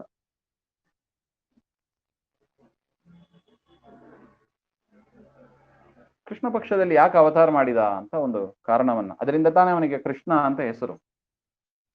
ಕೃಷ್ಣ ಪಕ್ಷದಲ್ಲಿ ಏನಾಗ್ತದೆ, ಆ ಚಂದ್ರನ ಕಲೆ ಅದು ಕಡಿಮೆ ಆಗ್ತಾ ಬರುತ್ತದೆ. ಕೃಷ್ಣ ಏನ್ ಮಾಡ್ತಾನೆ, ಈ ಶತ್ರುಗಳನ್ನ ಸಂಹಾರ ಮಾಡಿ ಅವರ ಮಡದಿಯರ ಮುಖ, ಆ ದೈತ್ಯರು ಇರ್ತಾರಲ್ಲ ಅಸುರರು, ಅವರ ಮಡದಿಯರು, ಅವರ ಮುಖ ಹೇಗಿರುತ್ತದೆ, ಚಂದ್ರನಂತೆ ಇರುತ್ತದಂತೆ. ಆ ಅಸುರರ ಮಡದಿಯರ ಮುಖ ಆ ಚಂದ್ರನ ಕಾಂತಿ ಅದು ಕಡಿಮೆ ಆಗಬೇಕು ಎಂಬ ಅದಕ್ಕಾಗಿ ಕೃಷ್ಣ ಪಕ್ಷದಲ್ಲಿ ತಾನು ಅವತಾರ ಮಾಡಿದ ಹಾಗೆ ಅಂತ. ಅಂದ್ರೆ ಅದರಿಂದ ಕೃಷ್ಣ ಅಂತ ಹೆಸರಿಟ್ಟದ್ದು ಸಾರ್ಥಕವಾಯಿತು ಅಂತ. ಅಂದ್ರೆ ಕೃಷ್ಣ ಅಸುರನ ಸಂಹಾರ ಮಾಡ್ತಾನೆ, ಆ ಅಸುರನ ಮಡದಿಯರೆಲ್ಲ ದುಃಖ ಪಡ್ತಾರೆ ಹಾಗೆ ಅಂತ.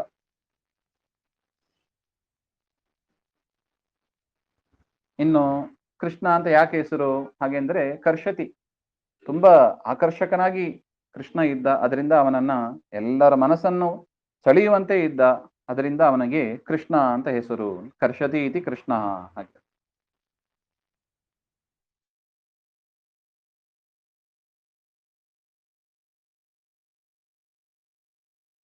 ಕೃಷ್ಣ ಅಂದ್ರೆ ಆನಂದ ಸ್ವರೂಪ ಅಂತ ಒಂದು ಅರ್ಥ ಇದೆ. ಪರಮಾತ್ಮ ಭೂಮಿಯಲ್ಲಿ ಬಂದರೂ ಕೂಡ ಅವನು ಹೇಗಿರ್ತಾನೆ, ಆನಂದ ರೂಪನಾಗಿಯೇ ಇರ್ತಾನೆ. ಅದರಿಂದ ಅವನಿಗೆ ಕೃಷ್ಣ, ಕೃಷ್ ಅಂದ್ರೆ ಭೂಮಿ, ಭೂಮಿಯಲ್ಲಿ ಬಂದಾಗಲೂ ಕೂಡ ಆನಂದವಾಗಿಯೇ ಇರ್ತಾನೆ. ಅದರಿಂದ ಅವನಿಗೆ, ನಾವು ಭೂಮಿಗೆ ಕೃಷಿ ಮಾಡೋದು ಅಂತ ಹೇಳ್ತೀವಿ ನೋಡಿ, ಕೃಷಿ ಅಂದ್ರೆ ಅದು ಭೂಮಿಗೆ ಹೆಸರದು. ಭೂಮಿಯಲ್ಲಿ ಅವತಾರ ಮಾಡಿದಾಗಲೂ ಕೂಡ ಪರಮಾತ್ಮ ಆನಂದನಾಗಿಯೇ ಇರ್ತಾನೆ, ಅದರಿಂದ ಕೃಷ್ಣ ಹಾಗೆ ಅಂತ. ಯದ್ಯಪಿ ಕೃಷ್ಣ ಯಾರು, ನಾರಾಯಣನ ಕಪ್ಪು ಕೂದಲು, ಕಪ್ಪು ಕೂದಲಾಗಿದ್ರೂ ಕೂಡ ಭೂಮಿಯಲ್ಲಿ ಬಂದರೆ ನನಗೆ ಯಾವ ದುಃಖವೂ ಇರೋದಿಲ್ಲ, ನಾನು ಆನಂದ ಸ್ವರೂಪನೇ ಎಂಬ ಅದಕ್ಕಾಗಿ ಕೃಷ್ಣ ಅಂತ ಹೆಸರು. ಇನ್ನು ಕೃಷ್ಣ ಅಂದ್ರೆ ಅಗ್ನಿ ಅಂತ ಒಂದು ಅರ್ಥ ಇದೆ. ಆ ಅಸುರರು ಎನ್ನುವ ಆ ಕಾಡು, ಆ ಕಾಡಿಗಿಚ್ಚಿನಂತೆ ಪರಮಾತ್ಮ ಇದ್ದಾನೆ, ಪ್ರಳಯ ಕಾಲದ ಅಗ್ನಿಯಂತೆ ಇದ್ದಾನೆ ಆ ದೈತ್ಯರಿಗೆ. ಅದರಿಂದ ಕೃಷ್ಣನಿಗೆ, ಅವನಿಗೆ ಕೃಷ್ಣ ಅಂತ, ಅಗ್ನಿವಾಚಕ ಶಬ್ದವಾದ ಕೃಷ್ಣ ಅಂತ ಅವನಿಗೆ ಹೆಸರು. ಇನ್ನು ಪರಮಾತ್ಮ ಅಂಬೆಗಾಲಿಕ್ತ ಎಲ್ಲರ ಮನೆಗೆ ಹೋಗಿ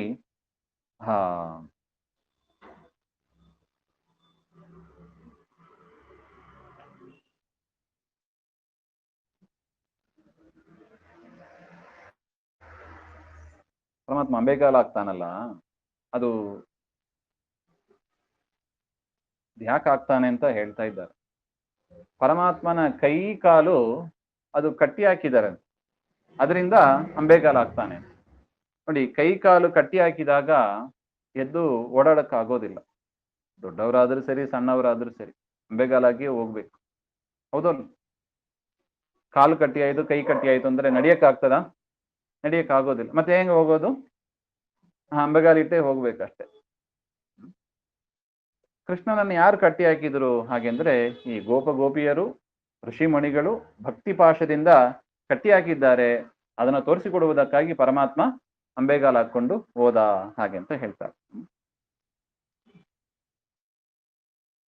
ಇನ್ನು ಅಂಬೆಗಾಲು ಯಾಕೆ ಹಾಕೊಂಡು ಹೋದ ಹಾಗೆಂದ್ರೆ, ಅಂಬೆಗಾಲು ಹಾಕೊಂಡು ಹೋದಾಗ ಹೊಟ್ಟೆ ಕಾಣಿಸೋದಿಲ್ಲ.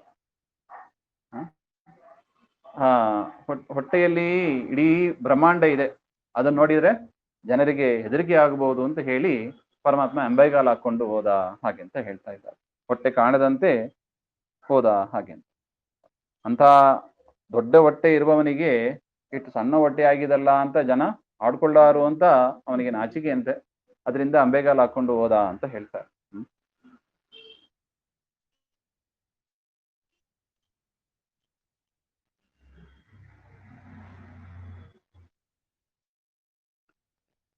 ಅಂತ ಕೃಷ್ಣ ಅಂಬೆಗಾಲ್ ಹಾಕ್ತಾ ಅಮ್ಮ ಅಂತ ಕರೆದನಂತೆ ಯಶೋದೆಯನ್ನ. ಆಗ ಋಷಿಮುನಿಗಳೆಲ್ಲ ಕೊಂಡಾಡಿದರಂತೆ ಯಶೋದೆಯನ್ನ. ಏನು ತಪಸ್ ಮಾಡಿದಳೋ ಇವಳು, ಕೃಷ್ಣ ಅಮ್ಮ ಅಂತ ಕರೀಬೇಕು ಅಂದ್ರೆ ಯಶೋದೆಯ ಭಾಗ್ಯ ಎಂಥದ್ದು ಅಂತ ಕೊಂಡಾಡಿದರು ಅಂತ ಹೇಳ್ತಾರೆ.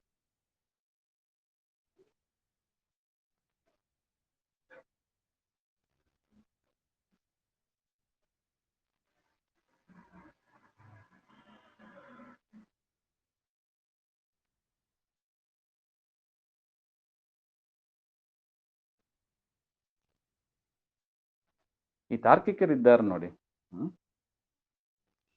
ನಮ್ಮಲ್ಲಿ ತಾರ್ಕಿಕ ಮತ ಅಂತ ಒಂದಿದೆ, ನೈಯಾಯಿಕರ ಮತ ಹಾಗೆ ಅಂತ. ಅವ್ರೇನ್ ಹೇಳ್ತಾರೆ, ಆಕಾಶ ಬೇರೆ ದಿಕ್ಕು ಬೇರೆ ಅಂತ ಹೇಳ್ತಾರೆ. ನಮ್ಮಲ್ಲಿ ಆಕಾಶ ದಿಕ್ಕು ಎಲ್ಲ ಒಂದೇ. ಅದನ್ನ ನಿರಾಕರಣೆ ಮಾಡುವಂತೆ ಪರಮಾತ್ಮ ಏನ್ ಮಾಡಿದ, ಆಕಾಶ ಅಂದ್ರೆ ಅಂಬರ ಅಂತ ಅರ್ಥ, ಪೀತಾಂಬರ ಅಂದ್ರೆ ಅಂಬರ ಅಂದ್ರೆ ಆಕಾಶ ಅಂತ ಅರ್ಥ.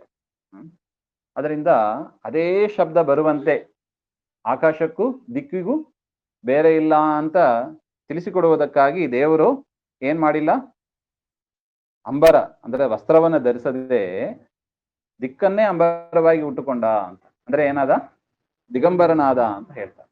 ದಿಗಂಬರನಾದ ಅಂದ್ರೆ ಏನರ್ಥ, ಆಕಾಶ ಬೇರೆ ಇಲ್ಲ, ದಿಕ್ಕು ಬೇರೆ ಇಲ್ಲ, ಅಂಬರ ಅಂದ್ರೆ ವಸ್ತ್ರ ಅಂತ ಅರ್ಥ ಇದೆ. ತಾರ್ಕಿಕರು ಹೇಳೋದು ಸರಿಯಲ್ಲ, ಆಕಾಶ ಬೇರೆ ದಿಕ್ಕು ಬೇರೆ ಅಲ್ಲ ಅಂತ ಸೂಚನೆ ಮಾಡುವುದಕ್ಕಾಗಿ ದೇವರು ಏನಾದ, ದಿಗಂಬರ ಅಂದ್ರೆ ಏನರ್ಥ, ಆಕಾಶವೇ ಪೀತಾಂಬರ ವಸ್ತ್ರವನ್ನೇ ಧರಿಸಿದವನಾಗಿ ಆದ ಹಾಗೆ ಅಂತ ಅರ್ಥ. ಇದರಿಂದ ನೈಯಾಯಿಕರ ವಾದ ಸರಿಯಲ್ಲ ಎಂಬಾದನ್ನ ದಿಗಂಬರನಾಗಿದ್ದಾನೆ ಎಂಬಾದ್ರಿಂದ ಪರಮಾತ್ಮ ತೋರಿಸಿಕೊಟ್ಟ ಅಂತ ಹೇಳ್ತಾರೆ.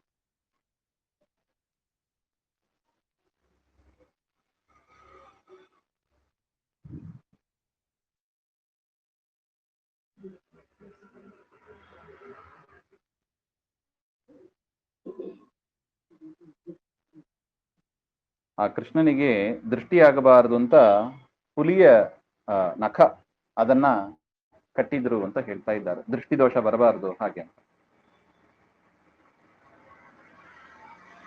ಅದೇ ರೀತಿಯಾಗಿ ಮುತ್ತುಮಾಲೆ, ಕಂಕಣ, ಕಾಲ್ಗೆಜ್ಜೆ ಇತ್ಯಾದಿಗಳಿಂದ ಅನೇಕ ಆಭರಣಗಳಿಂದ ಪರಮಾತ್ಮ ಅಲಂಕಾರ ಭರಿತನಾಗಿದ್ದಾನೆ ಅಂತ ಕೃಷ್ಣ ನನ್ನ ಮನಸ್ಸನ್ನ ಬಿಟ್ಟು ಹೋಗದೇ ಇರಲಿ, ಸದಾ ಮನಸ್ಸಿನಲ್ಲಿ ಪ್ರಕಾಶಿತನಾಗಿ ಇರಲಿ ಹಾಗೆ ಅಂತ. ಮತ್ತೆ ಪರಮಾತ್ಮನ ತೊದಲು ನುಡಿ ನೋಡಿ, ಸಣ್ಣ ಮಗು ಇದ್ದಂಗೆ ದೇವರು ಒಂದೊಂದೇ ಮಾಡ್ತಾ ಇರ್ತಾನೆ. ತೊದಲು ನುಡಿ ಅದು ಆ ಜನರನ್ನ ತುಂಬಾ ಸಂತೋಷ ಪಡಿಸ್ತು ಅಂತ ಹೇಳ್ತಾ ಇದ್ದಾರೆ. ಅಂತ ಬಾಲಕೃಷ್ಣನನ್ನ ಧ್ಯಾನ ಸದಾ ಮಾಡೋಣ ಅಂತ ಹೇಳ್ತಾ ಇದ್ದಾರೆ. ಇನ್ನು ಗೋಪಿಯರ ಮನೆಯಲ್ಲಿ ಹಾಲನ್ನ ಕರಿಯಕ್ಕೆ ಅಂತ ಪರಮಾತ್ಮ ಹೋಗ್ತಾ ಇದ್ದಾನೆ. ಯಾಕೆ ಹೋದ ಹಾಗೆಂದ್ರೆ, ಮುಂದೆ ಮೋಕ್ಷವನ್ನ ಕೊಡ್ಲಿಕ್ಕಿದ್ದಾನೆ ಗೋಪಿಯರಿಗೆಲ್ಲ. ಗೋಪಿಯರಿಗೆ ಮೋಕ್ಷ ಇದೆ, ದೇವತೆಗಳೇ ಅವರೆಲ್ಲ. ಮೋಕ್ಷವನ್ನು ಕೊಡ್ಲಿಕ್ಕಿದ್ದಾನೆ. ಆಗ ಋಷಿ ಮುನಿಗಳು ಆಕ್ಷೇಪ ಮಾಡಬಹುದಂತೆ, ನೋಡಪ್ಪ ನೀನು ಕಾಮಿನಿಗಳಾದ ಆ ಗೋಪಿಯರಿಗೆ ಮೋಕ್ಷವನ್ನ ಕೊಟ್ಟಿ ಹಾಗೆ ಅಂತ. ಅವ್ರು ಏನ್ ಮಾಡಿದ್ರು ಹಾಗೆ ಅಂತ ಅವ್ರು ಆಕ್ಷೇಪ ಮಾಡಬಹುದಾಯ್ತು. ಅವ್ರು ಏನ್ ಮಾಡೇ ಇಲ್ಲ, ನಾವು ಚಳಿ ಮಳೆ ಬಿಸಿಲು ಅಂತ ಇಲ್ಲಿ ತಪಸ್ಸಿನಲ್ಲಿ ನಿನ್ನ ದರ್ಶನ ಆಗ್ಲಿ ಅಂತ ಒದ್ದಾಡ್ತಾ ಇದ್ದೀವಿ, ನೀನ್ ನೋಡಿದ್ರೆ ಗೋಪಿಯರಿಗೆ ಮೋಕ್ಷ ಕೊಡ್ತಾ ಕೂತಿದ್ಯಾ, ಅನ್ಯಾಯ ಅಲ್ಲವೇ ಹಾಗೆ ಅಂತ ನಾಳೆ ಋಷಿಗಳು ಪ್ರಶ್ನೆ ಮಾಡಬಹುದು. ಆ ಪ್ರಶ್ನೆಗೆ ಅವಕಾಶ ಕೊಡಬಾರ್ದು ಅಂತ ಹೇಳಿ ದೇವ್ರು ಏನ್ ಮಾಡಿದ, ಈಗಲೇ ಹಾಲನ್ನ ತೆಗೆದುಕೊಂಡ. ಯಾಕೆ, ದೇವ್ರದ ನಿಯಮ, ಹಾಲನ್ನು ತೆಗೆದುಕೊಂಡ್ರೆ ಅನಂತ ಮಾಡಿ ಕ್ಷೀರಸಾಗರವನ್ನೇ ಕೊಡ್ಬೇಕು ಅವ್ರಿಗೆ. ಇವ್ರು ಒಂದಿಷ್ಟು ಹಾಲು ಕೊಟ್ರೆ ದೇವರು ಕ್ಷೀರಸಾಗರ ಅಂದ್ರೆ ವೈಕುಂಠ ಮೋಕ್ಷವನ್ನೇ ಕೊಡ್ತಾನೆ ಅಂತ. ಅದರಿಂದ ಹಾಲನ್ನ ಕದಿಯಕ್ಕೆ ಹೋದ ಅಂತ ಹೇಳ್ತಾರೆ. ಒಂದು ಮನೆಯಲ್ಲಿ ಹಾಲನ್ನ ಕುಡಿದಾಗ ಗೋಪಿಕಾಸ್ತರಿ ಹೇಳಿದನಂತೆ, ಆ ಹಾಲು ಸಾರ್ಥಕವಾಯಿತು, ಕೃಷ್ಣ ನೀನು ಕುಡಿದಿಯಲ್ಲ ಸಾರ್ಥಕವಾಯಿತು ಹಾಗೆ. ಸ್ವಲ್ಪ ಹಾಲು ಉಳಿದಿತ್ತು, ಅದನ್ನ ಬೆಕ್ಕಿಗೆ ತಿನ್ನಿಸಿದನಂತೆ. ಅದು ನೋಡಿ ಅವಳಿಗೆ ಸಿಟ್ಟು ಬಂತ. ಸ್ವಾಮಿ, ಬ್ರಹ್ಮಾದಿ ದೇವತೆಗಳು ನೀನು ನಿನ್ನ ನೈವೇದ್ಯ ಆದ ಮೇಲೆ ಉಳಿದದ್ದನ್ನ ಬ್ರಹ್ಮಾದಿಗಳು ಸ್ವೀಕಾರ ಮಾಡ್ತಾರೆ. ಅದನ್ನ ಈ ಬೆಕ್ಕು ತಿಂದ್ರೆ ಇದು ಯಾವ ನ್ಯಾಯ? ಇದು ಬ್ರಹ್ಮಾದಿಗಳು ಸ್ವೀಕಾರ ಮಾಡಬೇಕಾದ ಪ್ರಸಾದವನ್ನ ಬೆಕ್ಕು ತಿಂದ್ರೆ ಸಿಟ್ಟು ಬರಲ್ಲವೇ? ಅದರಿಂದ ಗೋಪಿಗೆಯರಿಗೆ ಸಿಟ್ಟು ಬಂತು ಅಂತ ಹೇಳ್ತಾರೆ. ಇದರಿಂದ ಏನ್ ಹೇಳಿದಂತೆ ಆಯ್ತು? ನಾವು ಕೂಡ ದೇವರಿಗೆ ಒಂದು ಹಾಲು ಕುಡಿದ್ರೂ ಸರಿ, ನೀರು ಕುಡಿದ್ರೂ ಸರಿ, ದೇವರಿಗೆ ನೈವೇದ್ಯ ಮಾಡಿ ತದನಂತರವೇ ತೆಗೆದುಕೊಳ್ಬೇಕು ಹಾಗೆ ಎಂಬ ಒಂದು ವಿಚಾರವನ್ನು ಕೂಡ ಗುರುಗಳು ನಮಗೆ ಸೂಚನೆ.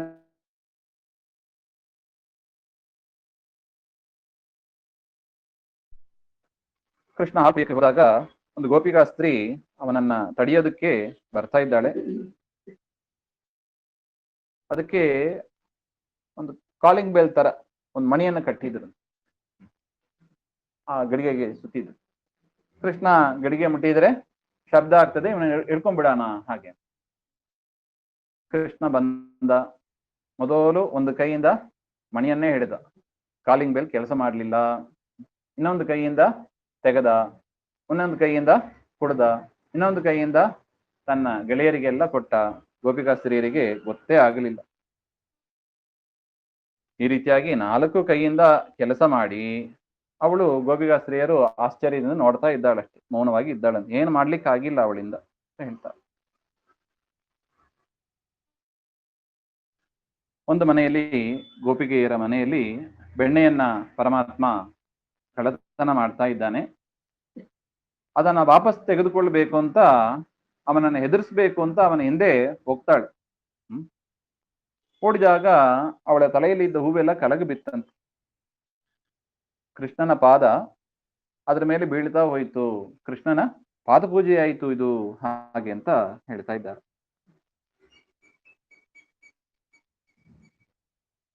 ಇನ್ನು ಮೊಸರನ್ನ ಕದಿಯಕ್ಕೆ ಹೋದಾಗ ಯಾವ ಗೋಪಿಕಾಸ್ತ್ರೀ ಬೈದರೋ ಅವರಿಂದ ಪರಮಾತ್ಮ ಕದ್ದ ಅಂತ. ಏನ್ ಕದ್ದ? ಪುಣ್ಯವನ್ನೇ ಕದ್ದ ಅಂತ ಹೇಳ್ತಾರೆ. ಕೃಷ್ಣನಿಗೆ ಮೊಸರು ಕೊಡ್ಬೇಕು, ಮೊಸರು ಕೊಟ್ಟದ್ದಕ್ಕೆ ಬೈದರೆ ಏನಾಗ್ತದೆ? ಮಾಡಿರೋದೇ ಚಾರು ಚೂರು ಪುಣ್ಯ, ಅದು ಹೋಗ್ಬಿಡುತ್ತದೆ ಅಂತ ಹೇಳ್ತಾರೆ. ಅದರಿಂದ ಕೃಷ್ಣನ ಕಾರ್ಯವನ್ನ ನಿಂದೆ ಮಾಡ್ಲಿಕ್ಕೆ ಹೋಗಬೇಡಿ ಹಾಗೆ. ಇನ್ನು ಯಾರು ನಮಸ್ಕಾರ ಮಾಡಿ ಕೊಡ್ತಾರೆ ಅವರಿಗೆ ಅಪಾರ ಪುಣ್ಯ, ಕೃಷ್ಣನಿಗೆ ಕೊಟ್ಟದ್ದಕ್ಕೆ ಅಪಾರ ಪುಣ್ಯ ಅಂತ ಹೇಳ್ತಾರೆ.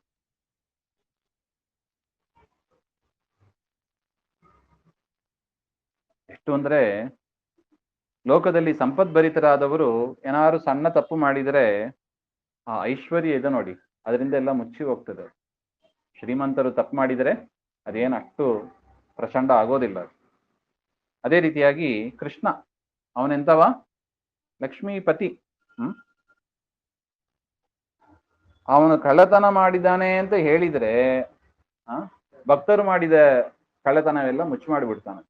ಅಂದ್ರೆ ಭಕ್ತರು ಏನಾದ್ರು ತಪ್ಪು ಮಾಡಿದರೆ, ಕೃಷ್ಣ ಕಳ್ಳ ಹಾಗೆ ಅಂತ ಚಿಂತನೆ ಮಾಡಿದರೆ ಸಾಕಂತ, ಅವ್ರು ಮಾಡಿದ ಕಳ್ಳತನದ, ಭಕ್ತರು ಮಾಡಿದ ಕಳ್ಳತನದ ದೋಷ ಎಲ್ಲ ಹೋಗ್ತದೆ ಹಾಗೆ ಅಂತ ಅದನ್ನು ಹೇಳ್ತದೆ. ಅದರಿಂದ ಕೃಷ್ಣನ ಮಾಡಿದ ಪ್ರತಿಯೊಂದು ವ್ಯಾಪಾರವೂ ಕೂಡ ಜಗತ್ತಿಗೆ ಮಂಗಳವೇ ಹಾಗೆ ಅಂತ.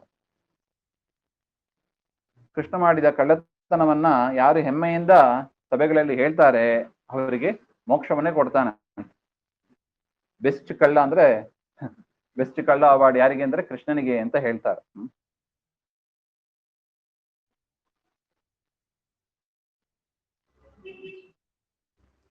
ಯಾಕೆ ಹಂಗ್ ಮಾಡ್ತಾನೆ ಹಾಗೆ ಅಂದ್ರೆ, ಇಲ್ಲದಿದ್ರೆ ಇವರು ಸುಮ್ನೆ ಹೋಗ್ತಾ ಇರ್ತಾರೆ ಎಲ್ಲ ಕಡೆ ಕೃಷ್ಣ ಕಳ್ಳ ಕೃಷ್ಣ ಕಳ್ಳ ಅಂತ ಹೇಳ್ತಾ ಇದ್ದಾರೆ. ಅವರಿಗೆ ಮೋಕ್ಷ ಕೊಟ್ಟು ತನ್ನ ಕಡೆ ಎಳ್ಕೊಂಡ್ಬಿಟ್ರೆ ಅವ್ರ ಮುಂದೆ ಯಾರ ಮುಂದೆ ಹೇಳ್ಬೇಕು? ಅದರಿಂದ ಪ್ರವಚನ ಮಾಡುವಷ್ಟು ಇರೋದಿಲ್ಲ ಅಂತ. ಅದರಿಂದ ಅವರಿಗೆ ಮೋಕ್ಷವನ್ನು ಕೊಟ್ಟು ತನ್ನ ಕಡೆ ಕಳ್ಕೊಂಡ್ಬಿಡ್ತಾನೆ, ಅದರಿಂದ ಕಳ್ಳ ಅಂತ ಹೇಳೋದಿಲ್ಲ ಅಂತ. ಅದರಿಂದ ಏನ್ ಮಾಡ್ಬೇಕು? ನಾವು ಕೃಷ್ಣನನ್ನ ಕಳ್ಳ ಅಂತ ಹೇಳ್ತಾ ಇರ್ಬೇಕು ಅಂತ ಹೇಳ್ತಾ ಇದ್ದಾರೆ. ಅದರಿಂದ ನಮಗೆ ಮೋಕ್ಷದ ಫಲ ಇದೆ ಅಂತ ವಿಚಾರ ಇದೆ.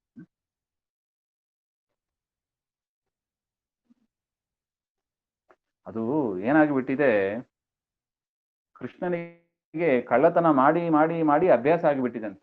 ಏನ್ ಕಳ್ಳತನ ಮಾಡ್ತಾನೆ? ಮೂಲ ರೂಪದಿಂದ ಮಾಡ್ತಾ ಬಂದಿದ್ದಾನೆ. ಏನದು? ಹಗಲು ರಾತ್ರಿ ಭಕ್ತರು ಮಾಡಿದ ಪಾಪವನ್ನ ಅವರಿಗೆ ಗೊತ್ತಿಲ್ಲದೇನೆ ಹಾ ತೆಗೆದುಕೊಂಡ್ಬಿಡ್ತಾನೆ. ಮಾಡಿ ಮಾಡಿ ರೂಢಿಯಾಗಿ ಬಿಟ್ಟಿದೆ. ಕೃಷ್ಣನಾಗಿ ಬಂದ, ಸುಮ್ಮನೆ ಇರಕ್ಕಾಗಲ್ಲ, ಕಳ್ಳತನ ಮಾಡಿದ, ಆಡು ಬೆಣ್ಣೆ ಕದ್ದ ಅಂತ ಹೇಳ್ತಾರೆ. ಹೌದು ತಾನೆ, ಲೋಕದಲ್ಲಿ ಕಲಿತ ವಿದ್ಯೆನ ಯಾರಾದ್ರು ಮರೀತಾರಾ?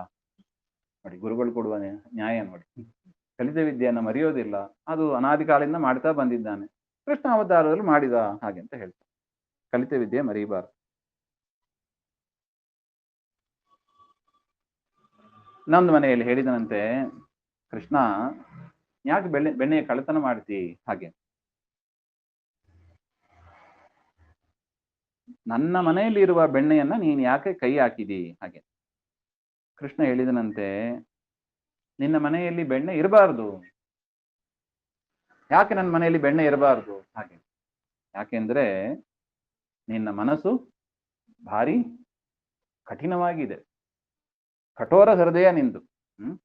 ಅದರಿಂದ ನಿನ್ನ ಮನೆಯಲ್ಲಿ ಇರಬಾರ್ದು ಹಾಗೆ. ಯಾಕೆಂದ್ರೆ ಬೆಣ್ಣೆ ಮೃದು ಇರುತ್ತದೆ. ಕಠಿಣ ಹೃದಯ ಮನಸ್ಸು ಇರುವವರ ಮನೆಯಲ್ಲಿ ಬೆಣ್ಣೆ ಯಾಕಿರ್ಬೇಕು ಅಂತ ಕೃಷ್ಣನ ಆಕ್ಷೇಪ. ಅದಕ್ಕೆ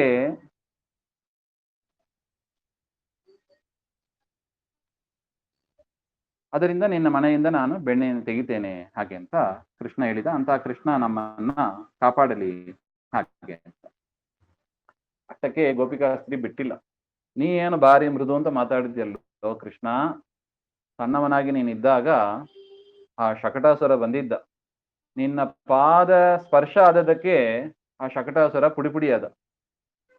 ನೀನೇ ಭಾರಿ ಮೃದುನಾ ಅಂತ ಕೃಷ್ಣನನ್ನ ಕೇಳಿದ್ರೆ ಕೃಷ್ಣ ಹೇಳಿದನಂತೆ, ಹೌದು ನಾನು ಮೃದುನೇ.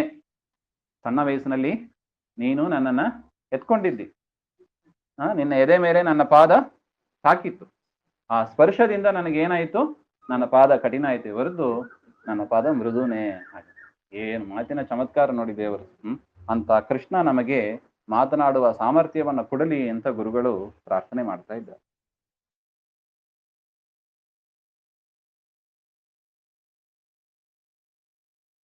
ಇನ್ನೊಂದು ಗೋಪಿಕಾಸ್ತ್ರೀ ಹೇಳಿದರಂತೆ, ಕೃಷ್ಣ ನೀನು ಮೋಸಗಾರ, ನಿನ್ನನ್ನ ಕಟ್ಟಿ ಹಾಕ್ತೇನೆ ಹಾಗೆ. ಕೃಷ್ಣ ಹೇಳಿದನಂತೆ, ನನ್ನ ಕಟ್ಟಿ ಹಾಕುವುದರಿಂದ ನಿನಗೆ ಏನ್ ಲಾಭ ಸಿಗ್ತದೆ ಹಾಗೆ. ಗೋಪಿಕಾಸ್ತ್ರೀ ಹೇಳಿದರಂತೆ, ನೀನು ಹಾಲನ್ನ ಮುಟ್ಟಕ್ಕಾಗೋದಿಲ್ಲ, ಹಾಲು ಕದಿಯಕ್ಕಾಗೋದಿಲ್ಲ, ಅದರಿಂದ ನಿನ್ನನ್ನ ಕಟ್ಟಿ ಹಾಕ್ತೇನೆ ಹಾಗೆ. ಕೃಷ್ಣ ಹೇಳಿದನಂತೆ, ನೀನು ದಡ್ಡಲು, ನೀನು ಮೂರ್ಖಳು, ನಿನಗೆ ವಿಚಾರಣೆ ಗೊತ್ತಿಲ್ಲ.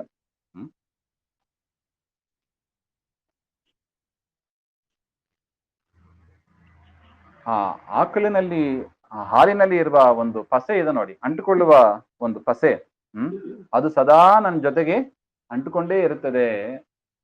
ಅಂದ್ರೆ ಏನರ್ಥ?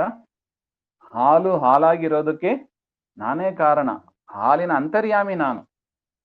ಅದರಿಂದ ಹಾಲು ಮುಟ್ಟದಂತೆ ಮಾಡ್ತೀನಿ ಅಂತ ಹೇಳಿಕ್ ಆಗ್ತದ ನಿನ್ನಿಂದ ಹಾಗೆ ಅಂತ. ಅಂದ್ರೆ ಪರಮಾತ್ಮ ಹಾಲಿನೊಳಗೂ ಇದ್ದಾನೆ, ಸರ್ವಾಂತರ್ಯಾಮಿ ಒಂದು ಚಿಂತನೆಯನ್ನ ಮನಸ್ಸಲ್ಲಿ ಇಟ್ಟುಕೊಳ್ಳಿ ಅಂತ ಗುರುಗಳು ಪ್ರಾರ್ಥನೆ ಮಾಡ್ತಾ ಇದ್ದಾರೆ. ನಮಗೆ ಆ ಕೃಷ್ಣ ಜ್ಞಾನವನ್ನ ಕೊಡಲಿ ಹಾಗೆ ಅಂತ. ಹಾಲಿಂದ ಬಿಡಿಸಕ್ಕಾಗ್ತದ ಕೃಷ್ಣನನ್ನ? ಇಲ್ಲ. ಅಂತರ್ಯಾಮಿ ಪದಾರ್ಥವನ್ನ ಬಿಡಿಸಕ್ಕಾಗ್ತದ? ಬಿಡಿಸಕ್ಕಾಗೋದಿಲ್ಲ. ಅದರಿಂದ ಹಾಲಿನಿಂದ ದೇವರನ್ನ ಬಿಡಿಸಕ್ಕಾಗೋದಿಲ್ಲ ಅಂತ ಒಟ್ಟು ವಿಚಾರ.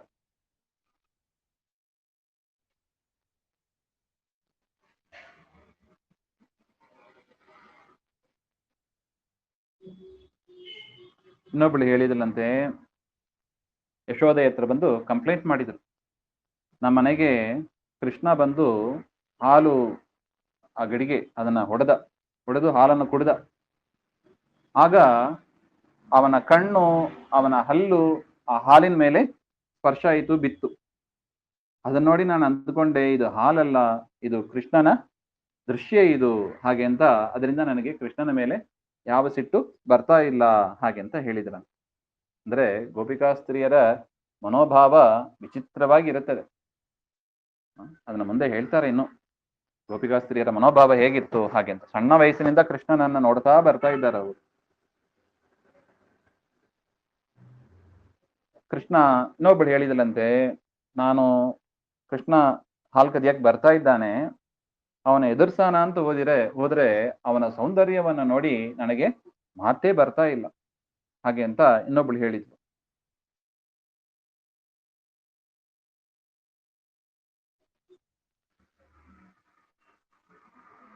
ಇನ್ನೊಬ್ಳು ಹೇಳಿದಲಂತೆ, ನೀನು ಇಷ್ಟೆಲ್ಲ ಚೇಷ್ಟೆ ಮಾಡ್ತಾ ಇದ್ದಿ, ನೀನು ನಂದಗೋಪನ ಮಗ ಅಲ್ಲ ಅಂತ ಹೇಳ್ಬಿಟ್ಟ. ನಿಮ್ಮ ತಂದೆ ಎಷ್ಟು ಸಾಧು, ನೀನ್ ನೋಡಿದ್ರೆ ಹೀಗೆ ಬಂದು ಕಳ್ಳತನ ಮಾಡ್ತಾ ಇದ್ದೀಯಾ, ನೀನು ನಂದಗೋಪನ ಮಗನೇ ಅಲ್ಲ ಅಂತ ಹೇಳಿದರೆ, ಹೌದು ನಾನು ನಂದಗೋಪನ ಮಗ ಅಲ್ಲ ಅಂತ ಹೇಳಿ ಇನ್ನಷ್ಟು ಚೀಟೆಯನ್ನ ಮಾಡಿ ಹೋದ ಹಾಗೆ ಅಂತ ಹೇಳ್ತಾರೆ.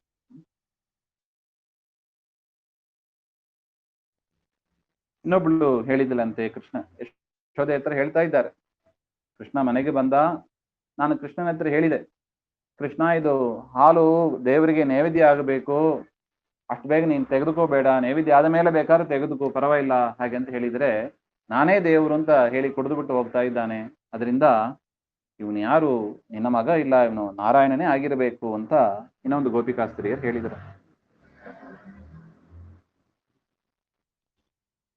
ಇನ್ನೊಬ್ಳು ಹೇಳಿದಲಂತೆ, ನಾನು ಮನೆಗೆ ಬಂದಾಗ ಬಿಟ್ಬಿಟ್ಟೆ, ಎಷ್ಟು ಕುಡಿತೀಯೋ ಕುಡಿ ಹಾಗೆ. ನಮ್ಮ ಮನೆಯಲ್ಲಿ ಇರುವ ಎಲ್ಲಾ ಹಾಲು, ಎಲ್ಲಾ ಮೊಸರು, ಎಲ್ಲಾ ಬೆಣ್ಣೆಯನ್ನು ಖಾಲಿ ಮಾಡ್ಬಿಟ್ಟ ಇವನು. ಇವನ ಹೊಟ್ಟೆಯಲ್ಲಿ ಏನು ಭೂತ ಇದೆಯೋ ಪಿಶಾಚಿ ಇದೆಯೋ ಏನಿದೆಯೋ ಗೊತ್ತಿಲ್ಲ ಹಾಗೆ ಅಂತ ಇನ್ನೊಂದು ಗೋಪಿಕಾಸ್ತ್ರೀ ಹೇಳಿದರು. ಇನ್ನೊಬ್ಳು ಹೇಳಿದಲಂತೆ, ಯಶೋದ ನಮ್ಮ ಮನೆಗೆ ಬಂದು ಇವನು ಏನ್ ಮಾಡಿದ, ಕರುವನ್ನ ಬಿಚ್ಚಿಬಿಟ್ಟ, ಅದು ಹೋಗಿ ಯಥೇಚ್ಛವಾಗಿ ಹಾಲು ಕುಡಿದು ಬಿಡ್ತು, ಕೆಚ್ಚಲಲ್ಲಿ ಹಾಲೇ ಇಲ್ಲ ಕರಿಯಕ್ಕೆ.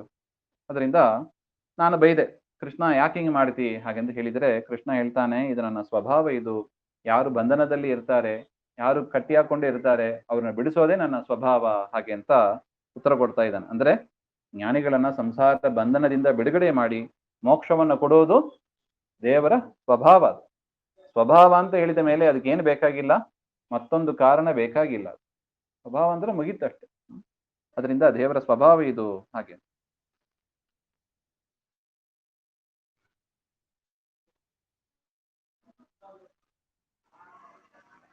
ಇನ್ನೊಬ್ಳು ಹೇಳ್ತಾ ಇದ್ದಾಳೆ, ಕೃಷ್ಣ ಹಾಲನ್ನ ತೆಗೆಯೋದಕ್ಕೆ ಒರಳುಕಲ್ಲನ್ನ ಎಳ್ಕೊಂಡು ಹೋಗ್ತಾ ಇದ್ದಾನೆ.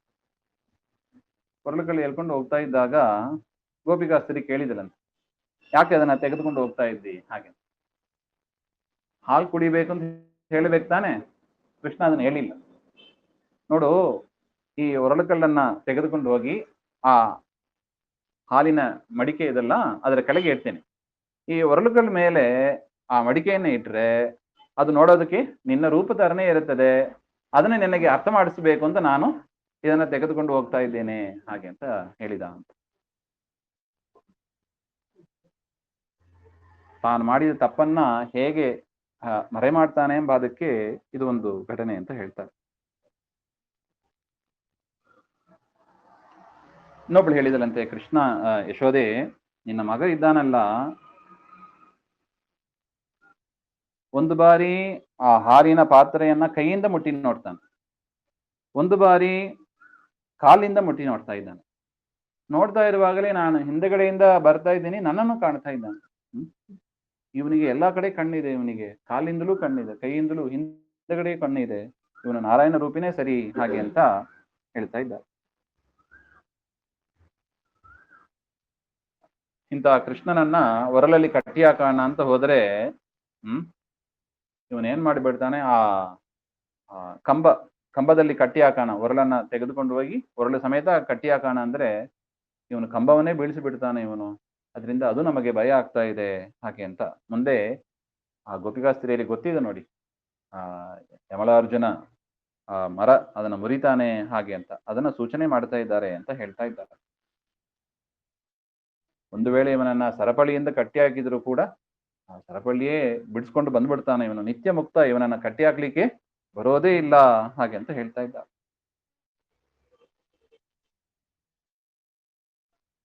ಇನ್ನೊಬ್ಳು ಹೇಳಿದಳಂತೆ, ಇವನು ಹಾಲು ಕುಡಿಬಾರದು ಅಂತ ನಾ ಏನ್ ಮಾಡಿದೆ, ಒಲೆಯಲ್ಲೇ ಇಟ್ಟಿದ್ದೆ ಅದನ್ನು, ಬಿಸಿ ಬಿಸಿ ಬಿಸಿ ಬಿಸಿ ಹಾಲು, ನೋಡಿದ್ರೆ ಅದನ್ನು ಬಂದು ಕುಡಿದು ಬಿಟ್ಟ ಇವನು ಹಾಗೆ.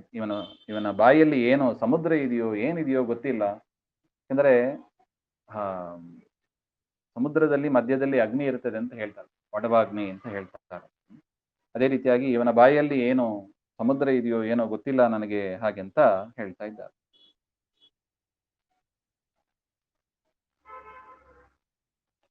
ಒಂದು ಬಾರಿ ಇನ್ನೊಬ್ಳು ಹೇಳಿದ್ರು, ಒಂದು ಬಾರಿ ಒರಳು ಮೇಲೆ ಹತ್ತಿ ಆ ಗಡಿಗೆಯನ್ನು ತೆಗಿತಾನೆ, ಒಂದು ಬಾರಿ ತಾನೇ ಬೆಳೆದು ತೆಗಿತಾನೆ. ಸಣ್ಣ ಮಗು ತಾನೇ ಬೆಳೆದು ತೆಗಿತಾನೆ. ಇವನಿಗೆ ಅಣಿಮಾದಿ ಅಷ್ಟಸಿದ್ಧಿಗಳು ಇದೆ ಹಾಗೆ ಅಂತ, ಇದೆಯೋ ಏನೋ ಹಾಗೆ ಅಂತ ಇನ್ನೊಬ್ಳು ಹೇಳ್ತಾ ಇದ್ದಾಳೆ. ಇನ್ನೊಬ್ಳು ಹೇಳಿದಳಂತೆ, ಇವನನ್ನ ಬಯ್ಯಾನ ಅಂತ ಹೋದ್ರೆ ಬೈಯೋದಕ್ಕೆ ಬಾಯೇ ಬರ್ತಾ ಇಲ್ಲ, ಹೊಡಿಯಾನ ಅಂತ ಹೋದ್ರೆ ಕೈಯು ಮುಂದಕ್ಕೆ ಬರ್ತಾ ಇಲ್ಲ. ನಿನ್ನ ಮಗ ಅವನೇನಾಗಿರ್ಬೇಕು, ನಿಯಾಮಕ, ಜಗನ್ನಿಯಾಮಕ ಇವನು ಹಾಗೆ ಅಂತ. ಯಾಕೆಂದ್ರೆ ಜಗನ್ನಿಯಾಮಕ ಅಂದ್ರೆ ಏನು, ಪರಮಾತ್ಮನ ಇಚ್ಛೆ ಇದ್ರೇನೆ ಮಾತಾಡ್ಲಿಕ್ಕಾಗ್ತದೆ, ಹೊಡಿಯಕ್ಕಾಗ್ತದೆ. ಅದರಿಂದ ಇವನು ಜಗನ್ನಿಯಾಮಕ ಅಂತ ಹೇಳ್ತಾರೆ. ಇನ್ನೊಬ್ಳು ಹೇಳಿದಳಂತೆ, ಇವನು ಕಳ್ಳತನ ಮಾಡಬಾರ್ದು ಅಂತ ನಾನು ಒಂದು ಕತ್ತಲೆ ಮನೆ, ಕಿಟಕಿ ಯಾವುದು ಇಲ್ಲ ಇಟ್ರೆ ಇವನ ಕಣ್ಣಿನಿಂದಲೇ ಬೆಳಕು ಬರ್ತಾ ಇದೆ. ಏನ್ ಕಣ್ಣಿನಲ್ಲಿ ಸೂರ್ಯಚಂದ್ರರಿದ್ದಾರೋ ಏನೋ ಹಾಗೆ ಅಂತ ಇನ್ನೊಬ್ಳು ಹೇಳಿದಿಲ್ಲ.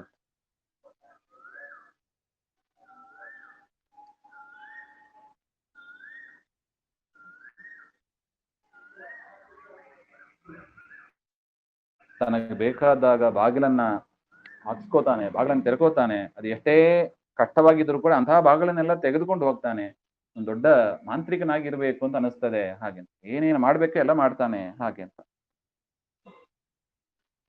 ಏನಾದ್ರು ಬೈದರೆ ಬಾಯಲ್ಲಿ ಪ್ರಪಂಚವನ್ನೇ ತೋರಿಸ್ತಾನೆ, ಮರದಲ್ಲಿ ಕಟ್ಟಿಯಾಗಿದ್ರೆ ಮರವನ್ನೇ ಕಿತ್ತಾಕ್ಬಿಡ್ತಾನೆ ಹಾಗೆ ಅಂತ ಹೇಳ್ತಾ ಇದ್ದ.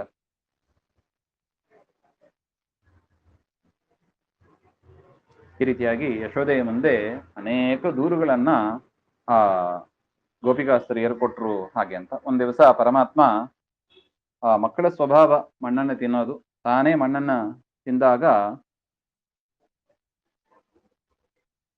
ಅವನಿಗೆ ಆನಂದದಿಂದ ತೃಪ್ತನಾಗಿದ್ದಾನೆ.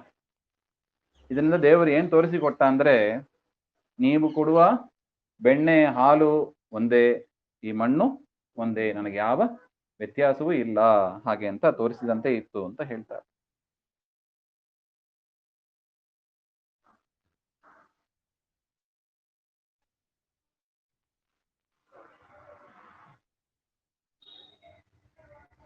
ಕೃಷ್ಣನಿಗೆ ಅನಿಸ್ತಂತೆ, ಎಷ್ಟು ಕಂಪ್ಲೇಂಟ್ ಮಾಡ್ತೀರಾ ನನ್ನ ಬಗ್ಗೆ ಹಾಗೆ ಅಂತ ಹೇಳಿ ಅವಳ ಕಣ್ಣ ಮುಂದೆನೆ ಪರಮಾತ್ಮ ಮಣ್ಣನ್ನ ತಿಂದ. ಈಗ ನೋಡಿ, ಯಾರನ್ನ ನನ್ನ ಕಳ್ಳತನ ಮಾಡಿದ ಅಂತ ಹೇಳಕ್ ಆಗೋದಿಲ್ಲ ತಾನೆ. ಮಣ್ಣನ್ನ ಅಟ್ಟೆ ತಿಂದಿದ್ದೀನಿ ನಾನು ಅವ್ರ ಮನೆ ಬೆಣ್ಣೆ ತಿಂದಿಲ್ಲ, ಯಾವ್ದು ತಿಂದಿಲ್ಲ, ಮಣ್ಣನ್ನೇ ತಿಂದಿದ್ದೇನೆ ಹಾಗೆ ಅಂತ. ಇದನ್ನ ಯಾರು ಕಳ್ಳತನ ಅಂತ ಬೈತಾರ ನೋಡೋಣ ಹಾಗೆ ಅಂತ ಮಾಡಿದ ಹಾಗೆ ಅಂತ. ಆ ಸಂದರ್ಭದಲ್ಲೂ ಕೂಡ ಬಾಯಿಯಲ್ಲಿ ಇಡೀ ಪ್ರಪಂಚವನ್ನ ತೋರಿಸ್ತಾ ಇದ್ದ. ಯಾಕೆ ಹಂಗಾಯ್ತು ಹಾಗೆಂದ್ರೆ, ಕೃಷ್ಣ ಭೂಮಿಯ ಪ್ರಾರ್ಥನೆಯನ್ನ ಮನ್ನಿಸಿ ಧರೆಗೆ ಇಳಿದವ. ಆ ಭೂಮಿ ಮನೆಗೆ ಬಂದ್ರೆ ಕೊಡ್ಬೇಕಲ್ವಾ. ಭೂಮಿ ಹತ್ರ ಏನಿದೆ, ಮಣ್ಣಿದೆ ಅಷ್ಟೆ. ಅದರಿಂದ ಮಣ್ಣನ್ನು ಕೊಟ್ಲು. ಭಕ್ತಿಯಿಂದ ಕೊಟ್ಟ ಮಣ್ಣು ಅದೇನಾಯ್ತು, ಅಕ್ಷಯವಾಯಿತು, ಬ್ರಹ್ಮಾಂಡ ಆಯಿತು ಅಂತ. ಅದರಿಂದ ದೇವರಿಗೆ ಭಕ್ತಿಯಿಂದ ಪತ್ರಂ ಪುಷ್ಪಂ ಫಲಂ ತೋಯಂ ಯಾವುದೇ ಕೊಟ್ಟರೂ ಕೂಡ ಅದು ಅಕ್ಷಯವಾಗ್ತದೆ ಅಂತ ತೋರಿಸಿಕೊಡ್ತಾ ಇದ್ದಾರೆ. ಈ ರೀತಿಯಾಗಿ ಅದ್ಭುತವಾದ ಕೃಷ್ಣನ ಚರಿತ್ರೆ ಇದು. ಕೇಳುವವರಿಗೆ ವಿಶೇಷವಾದ ಜ್ಞಾನ ಭಕ್ತಿ ಎಲ್ಲವನ್ನೂ ಕೊಡತಕ್ಕದ್ದು ಅಂತ ಅದ್ಭುತವಾದ ಕಾವ್ಯ ರುಕ್ಮಿಣೀಶ ವಿಜಯ ಕಾವ್ಯ. ಅದನ್ನ ಗುರುಗಳಾದ ವಾದಿರಾಜ ಯತಿವರ್ಯರು ಮಾಡಿದ್ದಾರೆ. ಇಲ್ಲಿಗೆ ಈ ರುಕ್ಮಿಣೀಶ ವಿಜಯದ 3ನೇ ಸರ್ಗ ಸಮಾಪ್ತವಾಯಿತು. ಮತ್ತೆ ಎಸ್ ಸರ್ವಗುಣ ಸಂಪೂರ್ಣ ಸರ್ವದೋಷ ವಿವರ್ಜಿತ ಪ್ರಿಯತಾಂ ಪ್ರೀತೇವಾಲಂ ವಿಷ್ಣುರ್ಮೇ ಪರಮಸೂರತ್ ಶ್ರೀಮಧ್ವಾಂತರ್ಗತ ಶ್ರೀಕೃಷ್ಣಾರ್ಪಣಮಸ್ತು. ಶ್ರೀ ಹರೇ ನಮಃ.